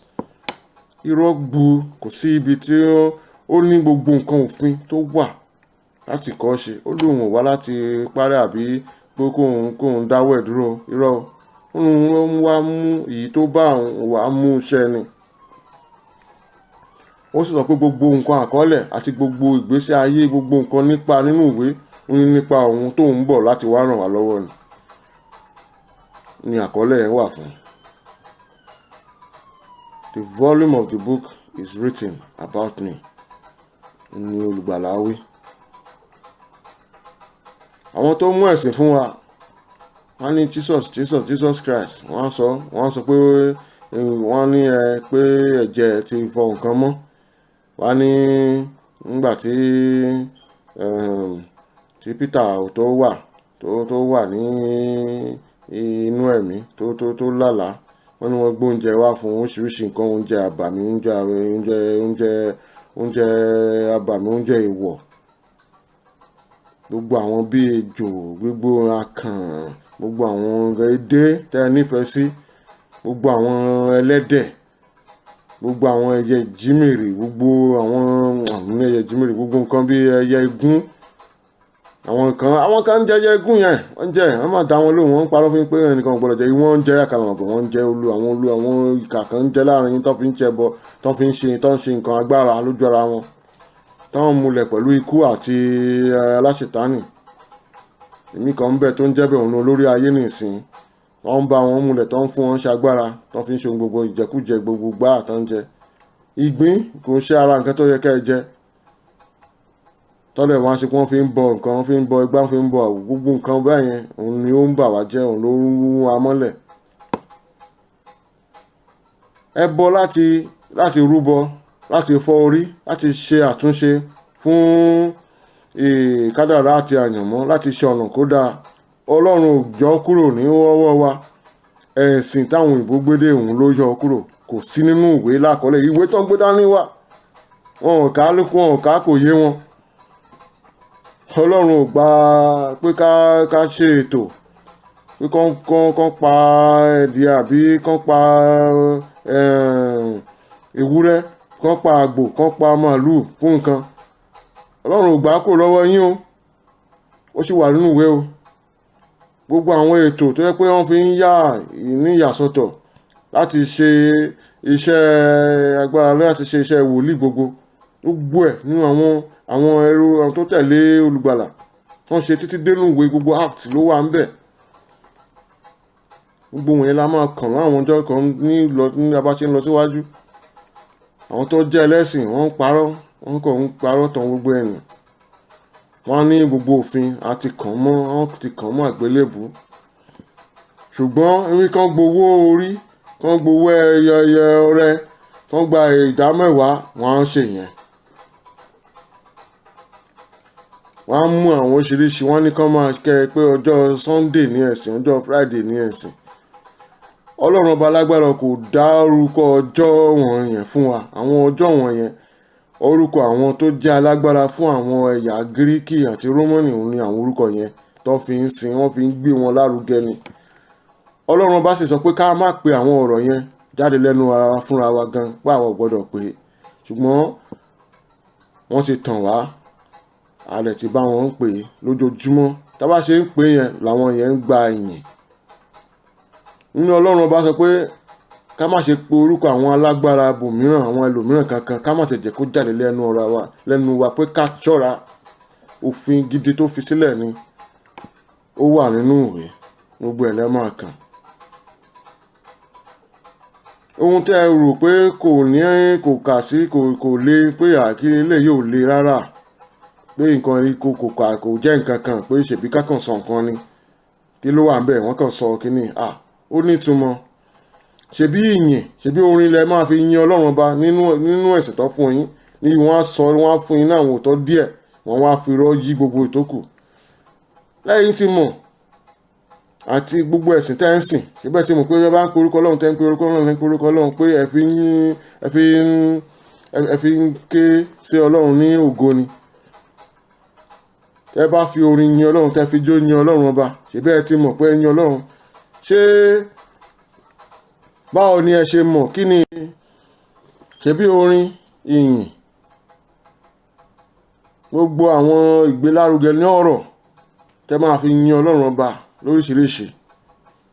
Báwo ló ṣe ń kí wá ní iṣẹ́ ẹ̀ níwájú Ọlọ́run, báwo ló ṣe ń jẹ́? Ṣebí ẹnu lẹ fi ṣe, kì í ṣe pé ẹ yọ ẹná lẹ́nu, kì í ṣe pé bóyá ẹ dáná sí, ṣùgbọ́n ẹ sì gbàgbọ́ pé tẹ́ bá ń sọ pé ògo ni fọ́lọ́run ọba, ìyìn Ọlọ́run ọba o, àbí ẹ gbàdúrà àbẹ́ ṣe, ẹ sì gbọ́ pé ó ń gbọ́, ó ń ṣe máa ṣe ohun tó ń ṣe. Ọ̀rọ̀ yẹn pé ó ní nǹkan tá a ṣe, ó ní àṣẹ, ó ní bó ṣe jẹ́.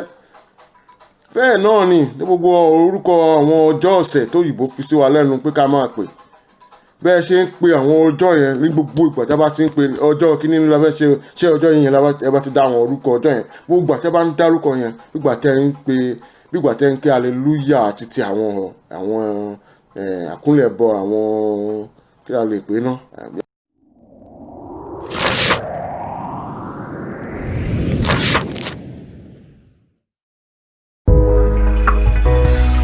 mo dé mo tún bá ọlá tó yẹ fún ọ ni mo gbé dé, mo wá kí ọ lódìdí odidi wípé ni ọ ọba tó pọ̀ nínú ìwà mímọ́, oníbú ọlá oníbú ọrẹ tí ń bẹ lálákejì. Bí mo fẹ́ gbẹgbẹ̀rún àwọn kí ọ, bí mo fẹ́ gbẹgbẹ̀rún àwo kí ọ, ọba mímọ́ ẹ lágbára ẹ pọ̀jù bá ń lọ níbi gíga. Ọlọ́run ooo, ojúmọ́ mọ́ oúnjẹ yìí ni mo ṣe, bẹ́ẹ̀ ni mo sì mọ́pẹ́ wá. Mo dáàfin ẹ̀mí mímọ́, orin mímọ́ mímọ́ tí mo gbọ́ sétí ń ló gbé mi yọ síwájú Olúwa. Òkè tí mo gbójú sí, mo rí ìmọ́lẹ̀ ńlá tó ń taṣọ funfun nẹ́nẹ́ tó ṣẹ́yọ nínú agbára. Mo rádé iná, mo rá hán idà, mo rírun funfun bí ẹ̀gbọ̀n òwú, mo rí bàtà idẹ tí ń kọ yanranyanran. Àmì tí mo rí kọjá àmì lásán, mo wólẹ̀ f'Èdùmàrè. Àpẹẹrẹ tí mo rí àpẹẹrẹ ìyanu ni, ó lágbára ó ju bíntín lọ. Ìgbà yìí ni mo mọ̀ pé a ti kúrò nínú ara, a ti wà nínú ẹ̀mí. Orí òkè mímọ́ la dé, ohun gbogbo tí mo gbọ́ sétí orin mímọ́ mímọ́ ni. Bó ṣe adáàrin gbogbo òkè, ìtẹ́ ńlá kan ń bẹ níbi àrà ńlá lọ́jẹ́, ó ní ńlá ju gbogbo ìtẹ́ tó kù lọ. Ẹni àgbà tó jókòó lórí ìtẹ́, bí òkúta jaspi òun sáàdì lórí òṣùmàrè tó táyì ìtẹ́tí tí mò ń wí ká ní òkúta emerald ńlọ́jọ́ yàtọ̀ sí ìtẹ́ àárín gbùngbùn ìtẹ́ mẹ́rìnlélógún tún yí ìtẹ́ àárín gbùngbùn ká àwọn àgbà mẹ́rìnlélógún tí wọ́n jókòó lórí ìtẹ́ ọ̀hún.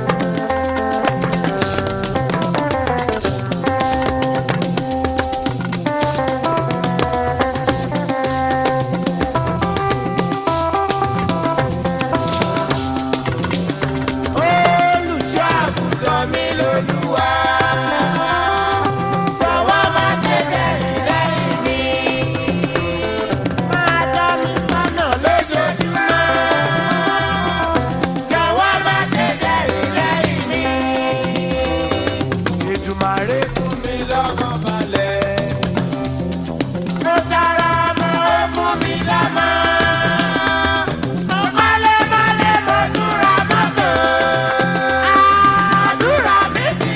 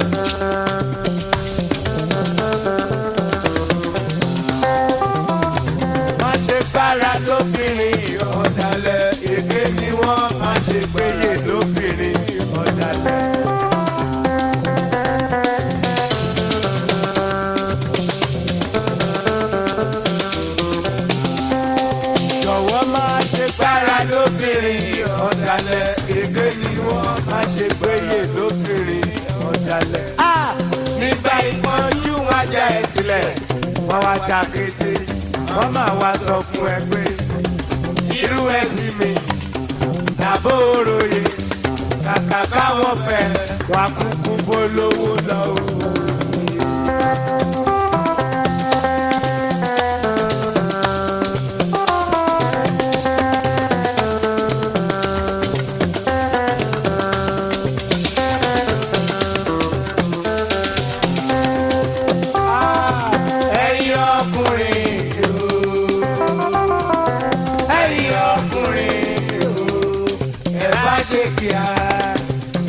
Ṣé kí a kájọ kó fèrè sọ̀rọ̀ pọ̀.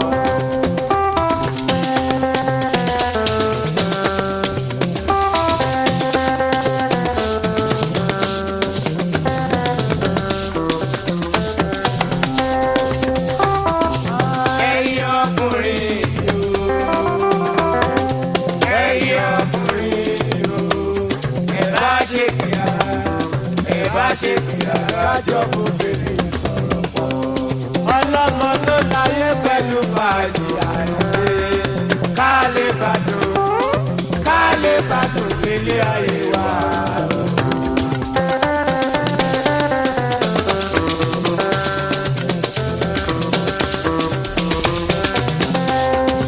ọlọ́mọ tó láyé pẹ̀lú fàájì àìṣe ká lè bàdùn nílé ayé wa.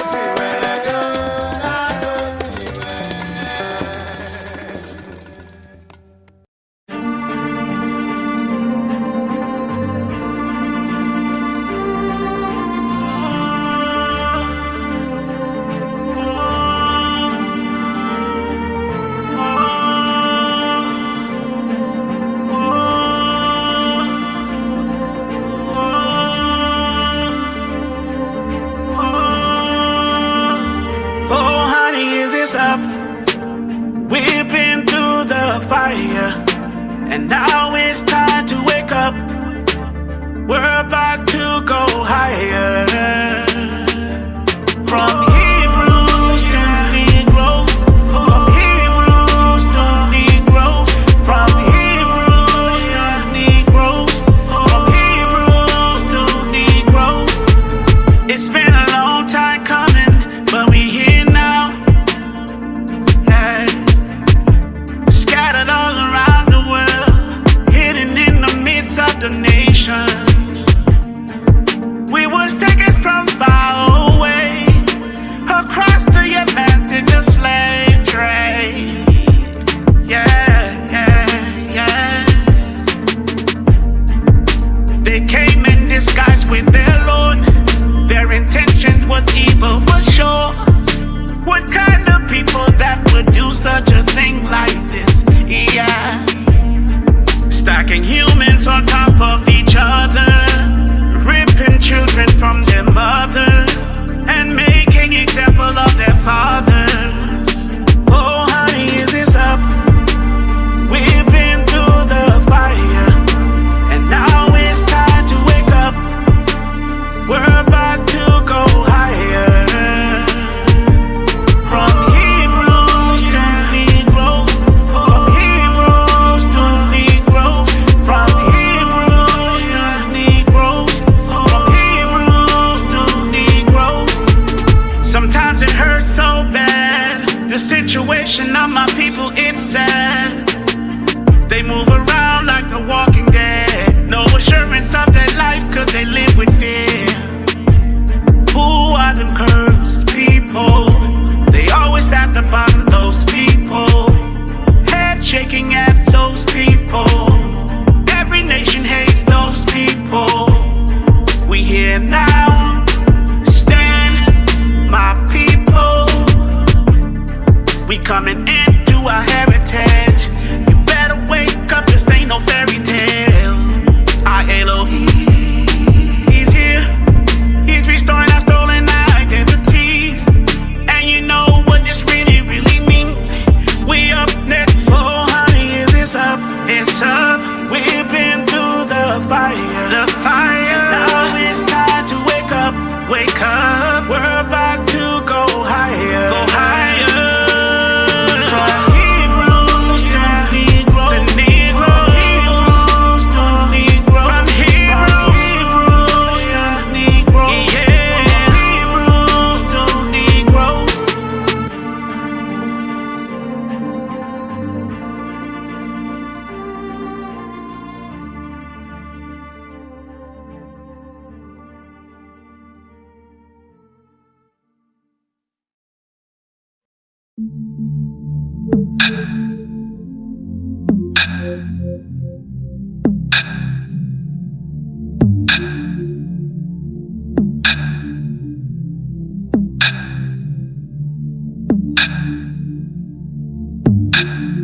Everything I do is for you.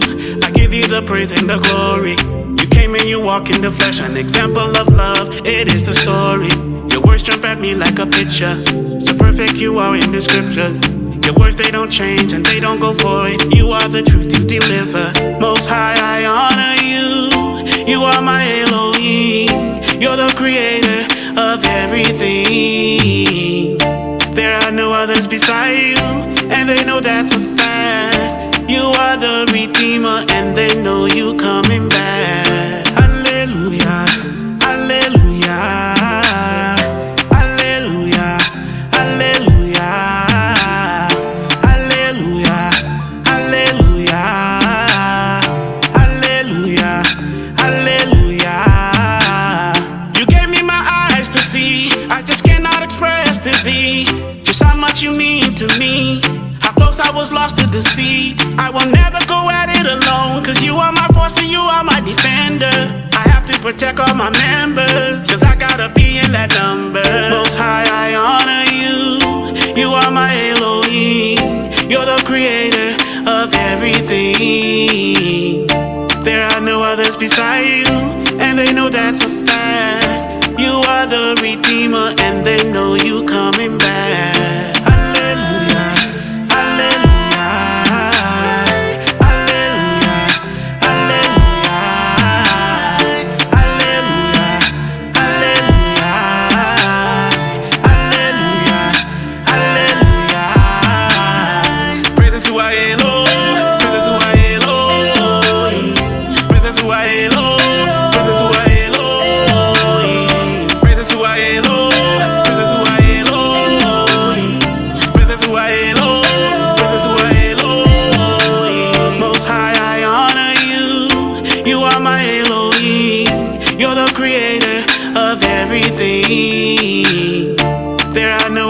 inside you, and they know that's a fact. You are the Redeemer, and they know you coming back. Hallelujah, hallelujah, hallelujah, hallelujah, hallelujah, hallelujah, hallelujah, hallelujah.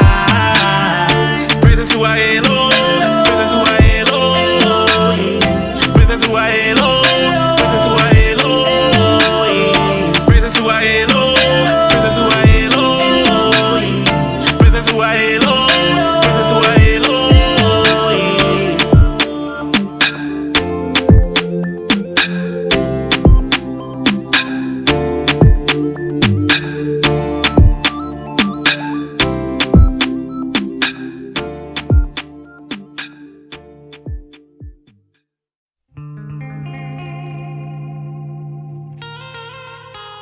Royalty,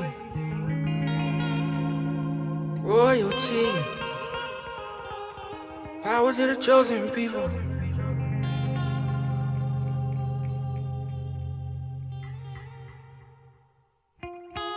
Bible in my hand, word inside my heart, and pain before my eyes.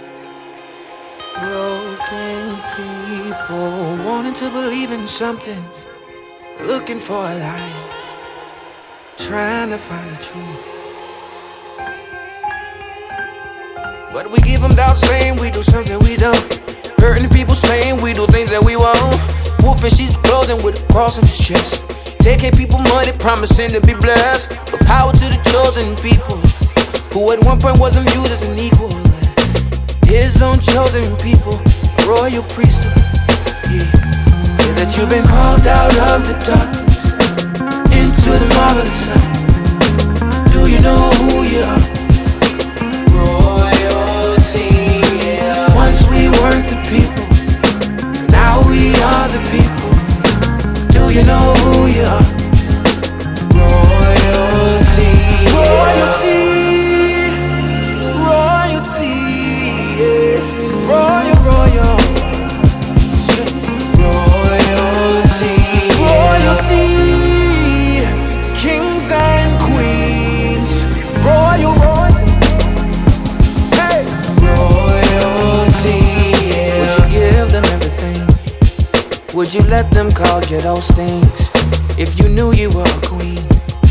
And my brother, would you be out there risking your life for green paper? If you knew you had it all already? If you knew you were a king?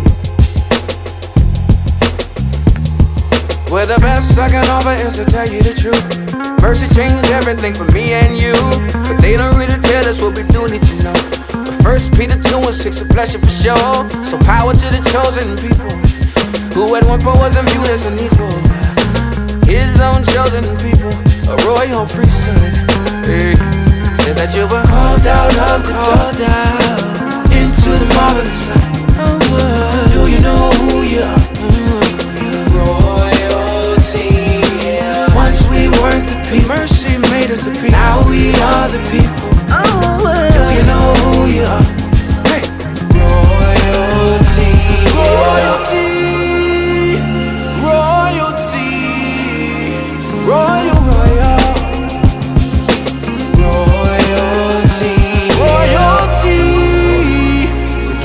To know who we are.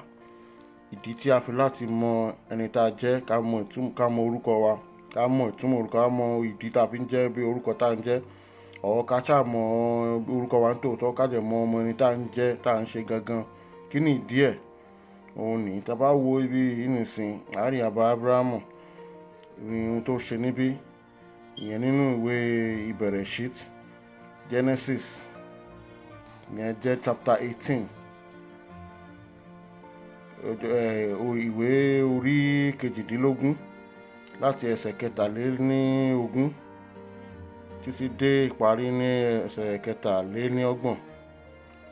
Ẹ máa rí tí ohun tí Ábúráhámù tó bá mọ̀lẹ́kà Elédùmarè tó ń bá jiyàn, torí bẹ́ẹ̀ ni ó mọ̀ pé bóun ṣe ń bá sọ̀rọ̀, Ọlọ́run bá láàánú ló tún ń bá sọ̀rọ̀, torí ọ̀rọ̀ tó ń sọ ń dọ́dọ̀ Elédùmarè lórí ìtẹ́. Ẹ bá lọ kà á. ìwé ìbẹ̀rẹ̀ṣít ìwé Genesis ní orí 18 ẹsẹ̀ 23 títí dé ẹsẹ̀ 24. ẹ bá kà á ẹ máa rí pé sí àbá Abrahamu tí wá ń jiyàn pẹ̀lú mọ̀láìkà ní tabarẹ́ ní 50 ńkọ́, tabarẹ́ ní 40 ńkọ́, tabarẹ́ ní 30 ńkọ́, tabarẹ́ ní 10 ńkọ́, ṣe máa rún bẹ yẹn, ṣe máa rún bẹ yẹn. wọ́n tó ti kọjá 10 ní mọ̀láìkà ní wá mò ń lọ ṣiṣẹ́ tí Olúwa gbé fún mi. ó dẹ̀ lọ ṣiṣẹ́ yẹn. yá ẹ̀bẹ̀ ni ó yẹ kó nítorí yà àbá yẹn, yá ẹ̀bẹ̀ ni ó yẹ kan síbẹ̀. wọ́n fẹ́ gbà ó kù díẹ̀ káwọn lè ṣe ìwé ìtàn wọ́n ṣe dáadáa. ó lè lọ ṣiṣẹ́ yẹn torí bẹ́ẹ̀ ni a gbọ́dọ̀ pọ̀ dáadáa ká mọ orúkọ Olódùmarè gangan, ká ṣe gbàdúrà, ká ṣe ohun tó ní ká ṣe. tá bá lọ wo ìwé 2 Chronicles chapter 7 verse 14 ibẹ̀ ni wọ́n ti sọ fún wa ní nǹkan tá a máa ṣe tí nǹkan bá bàjẹ́. tá bá pọ̀ tó tá bá ṣe nǹkan á lọ ní bó yẹ kó ṣe lọ. ìdí tá a fẹ́ fi mọ ẹni tá a jẹ́ nìyẹn.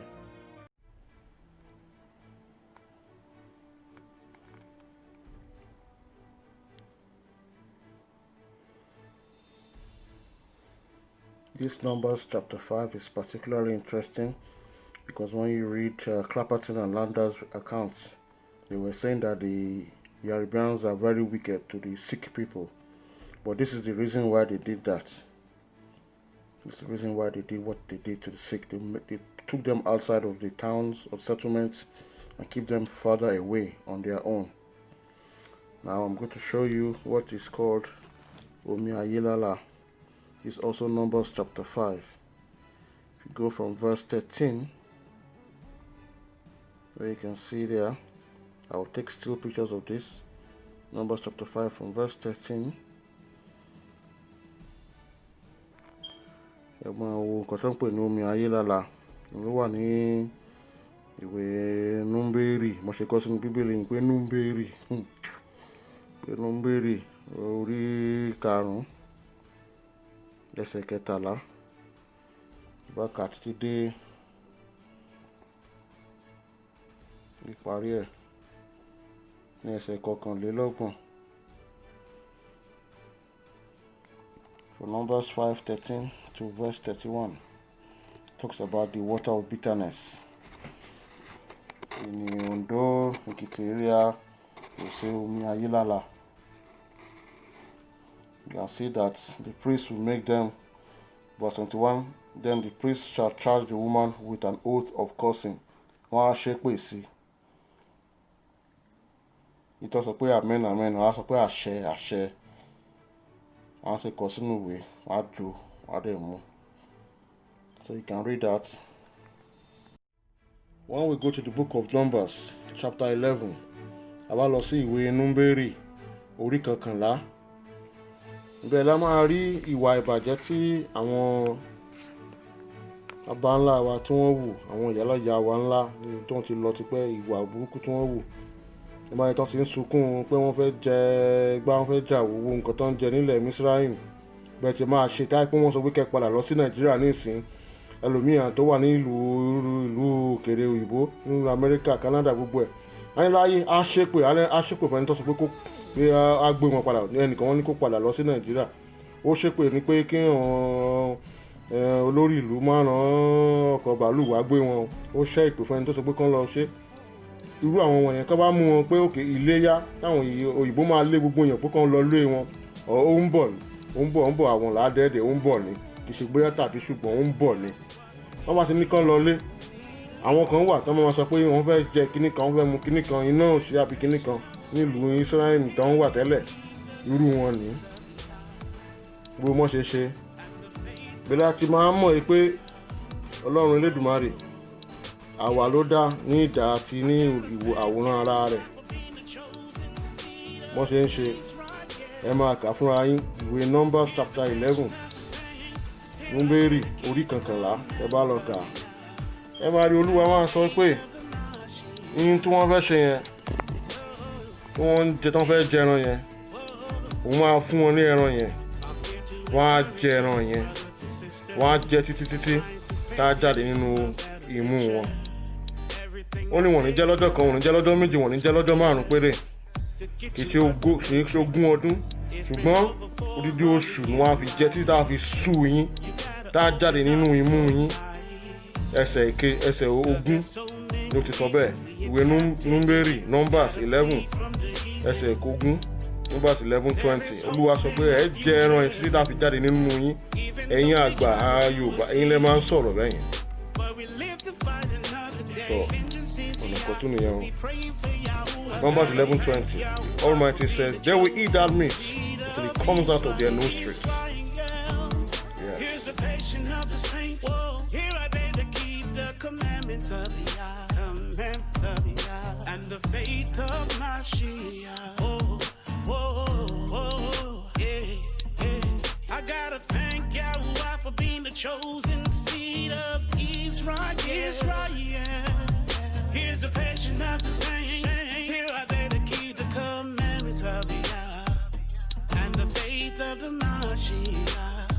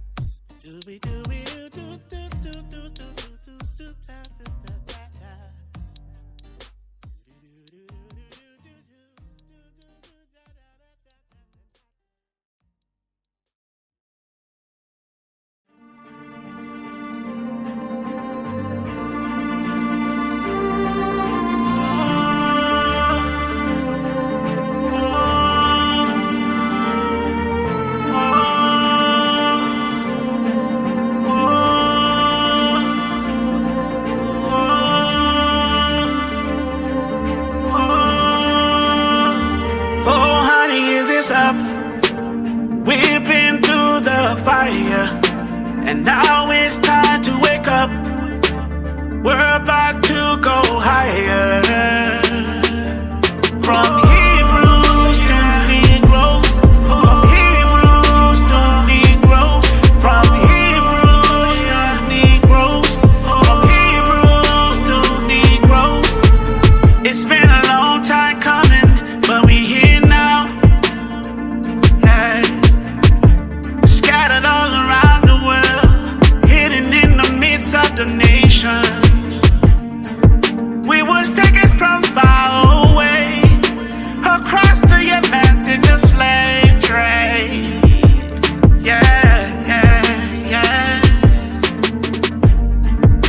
They came in disguise with their Lord. Their intentions was evil for sure.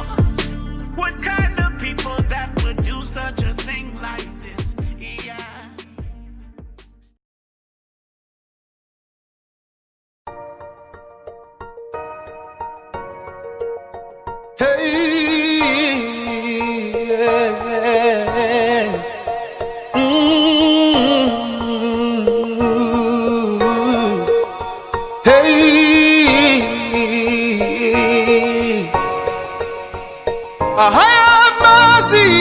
Have mercy on Jacob.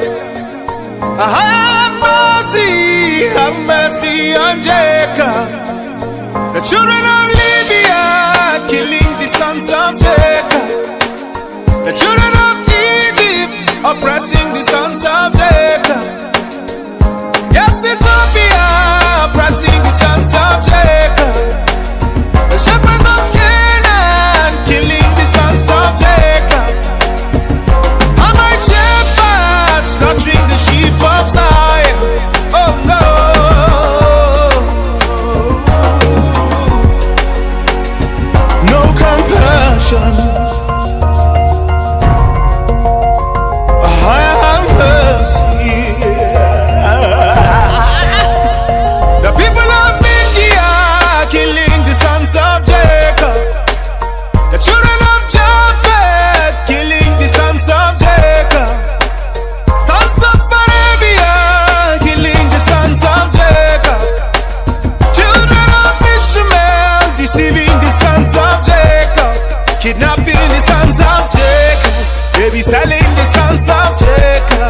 is spoiling the sons of Jacob. Have mercy, yeah. Have mercy on Jacob. Have mercy on Jacob. Have mercy on Jacob. Have mercy on Jacob.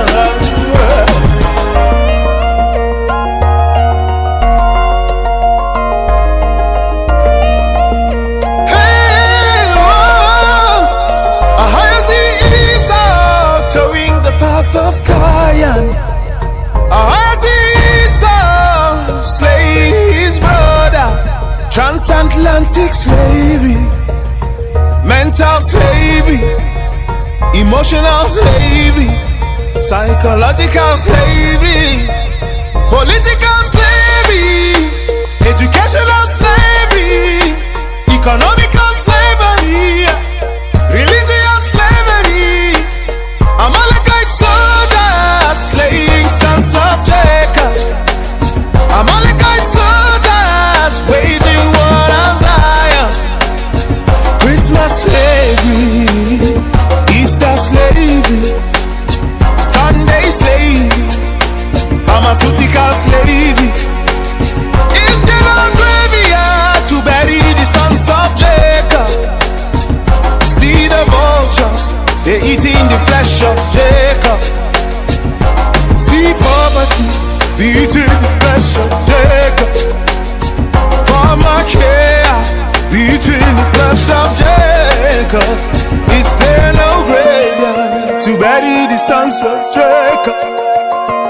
See the vultures eating the flesh of Jacob. There's no balm in Gilead, no more Gilead.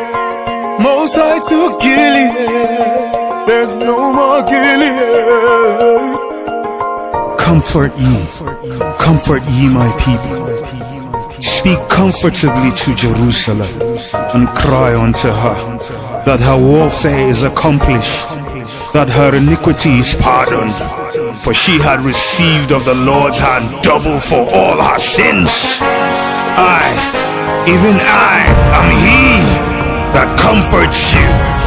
Who are you that you should be afraid of a man that shall die, and the Son of Man which shall be made as grass, and forget Ahijah your maker, the one who stretched forth the heavens and laid the foundations of the earth, and has feared continually every day because of the fury of the oppressor, as if he were ready to destroy?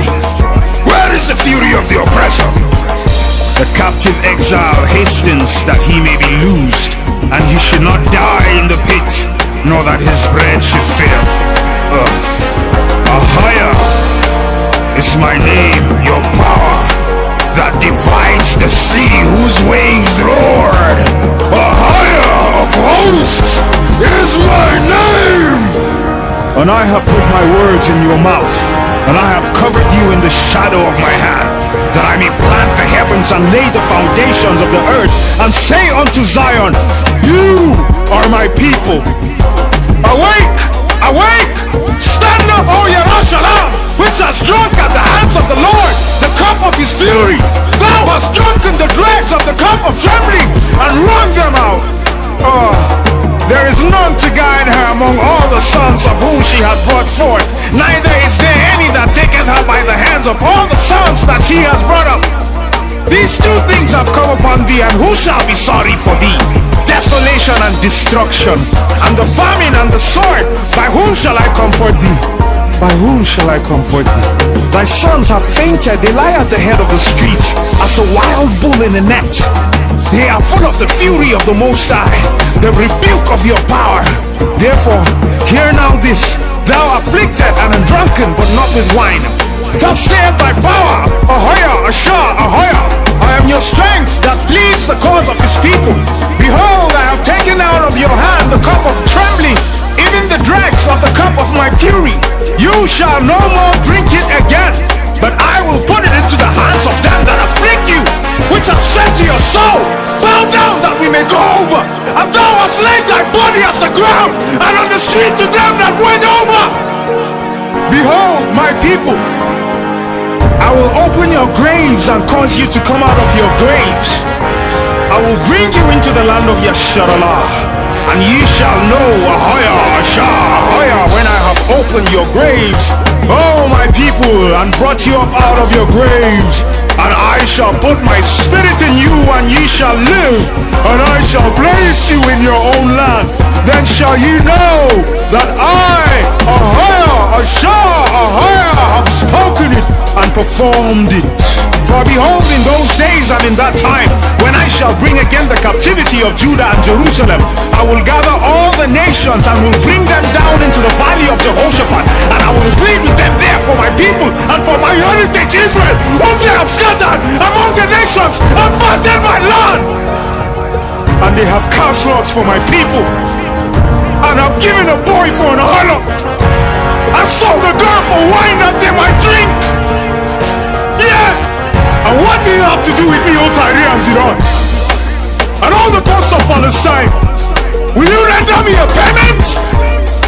And if you recompense me, swiftly and speedily I will return your recompense upon your own head.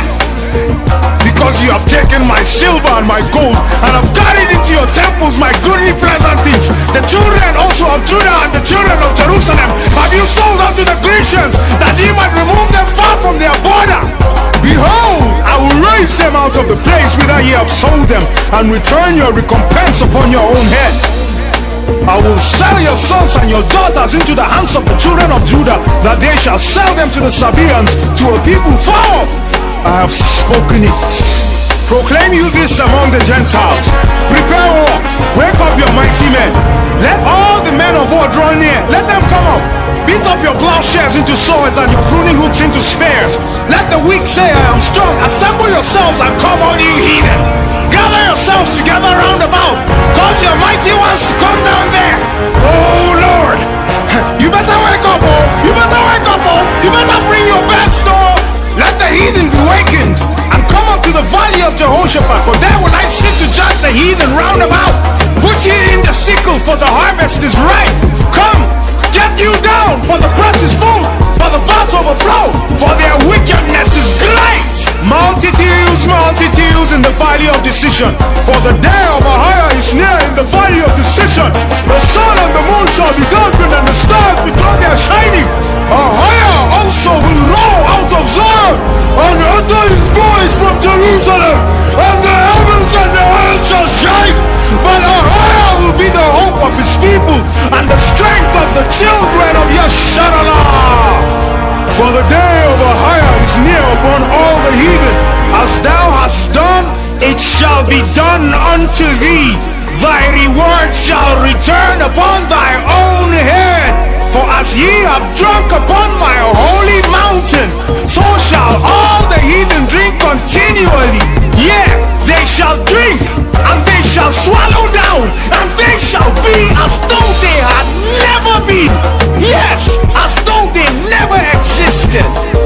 But upon Mount Zion shall be deliverance, and there shall be holiness, and the house of Jacob shall possess their possessions.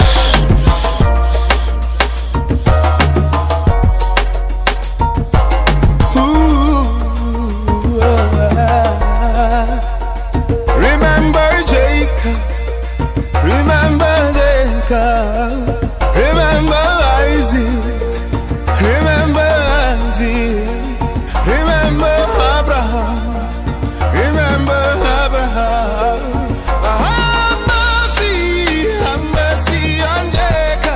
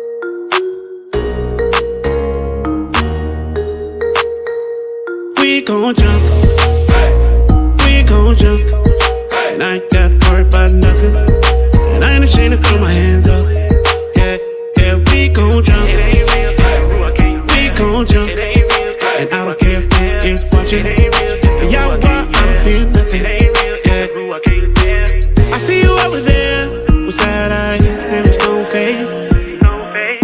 Look like you're about to cry with your story. Don't be holding back your tears, don't be phony. People walking right past by you, singing like we did in the bio. Praise God for the new day, cause he wasn't taken out the way. Old man gone away, let the new man manifest today. Say it again, old man gone away, let the new man manifest today. We gon' jump, we gon' jump, and I ain't got worried about nothing, and I ain't ashamed to throw my hands up. Yeah, yeah, we gon' jump, we gon' jump, and I don't care who is watching. Y'all want, I don't feel nothing. Yeah, jump like a set of cables, we jumping. Put it on a shoe, now we jumping. Like a game of double dutch, jumping. Led by the Ruach, no stunting. We used to catch a stone to the face. Now a stone might cry in your place, man. Those are the breaks, guilty but Christ on that case. Hey, hold on, we jumped in old times in the club. Here's a plug, we jumped for Zion. Sticks in the mud, the branches fell off, so Mashiach paid the full cost. Hey, we gon' jump, we gon' jump, and I ain't got worried about nothing, and I ain't ashamed to throw my hands up. Yeah, yeah, we gon' jump, we gon' jump, and I don't care who is watching. Y'all want, I don't feel nothing. Yeah. Diesel, the unleaded better fill on up. Like JB, better get on up. Old wounds and the goons are for real, but they hit on up. No time but to build on up. Call it framework. Yeah, you know what made the framework. Yeah, is the Hillary that same hurt. So when I jump, I remain firm. Cause the cow is more than hopscotch when I double with lights. Jump while we shining like a nightlight. Walk in the building, it's a Mac right. Hands to the tilly, run it back like. Hell, tell them people who we We act gon' like. jump, we gon' jump, we gon' jump. I ain't gotta worry, I ain't got worried about nothing. Yeah, and I ain't ashamed to throw my hands up. I ain't ashamed to put my hands up. Yeah, we gon' jump, it ain't real. We gon' jump, and I don't care who is watching. Y'all want, I don't feel nothing. Yeah, we gon' jump, we gon' jump, and I ain't got worried about nothing, and I ain't ashamed to throw my hands up. Yeah, yeah, we gon' jump.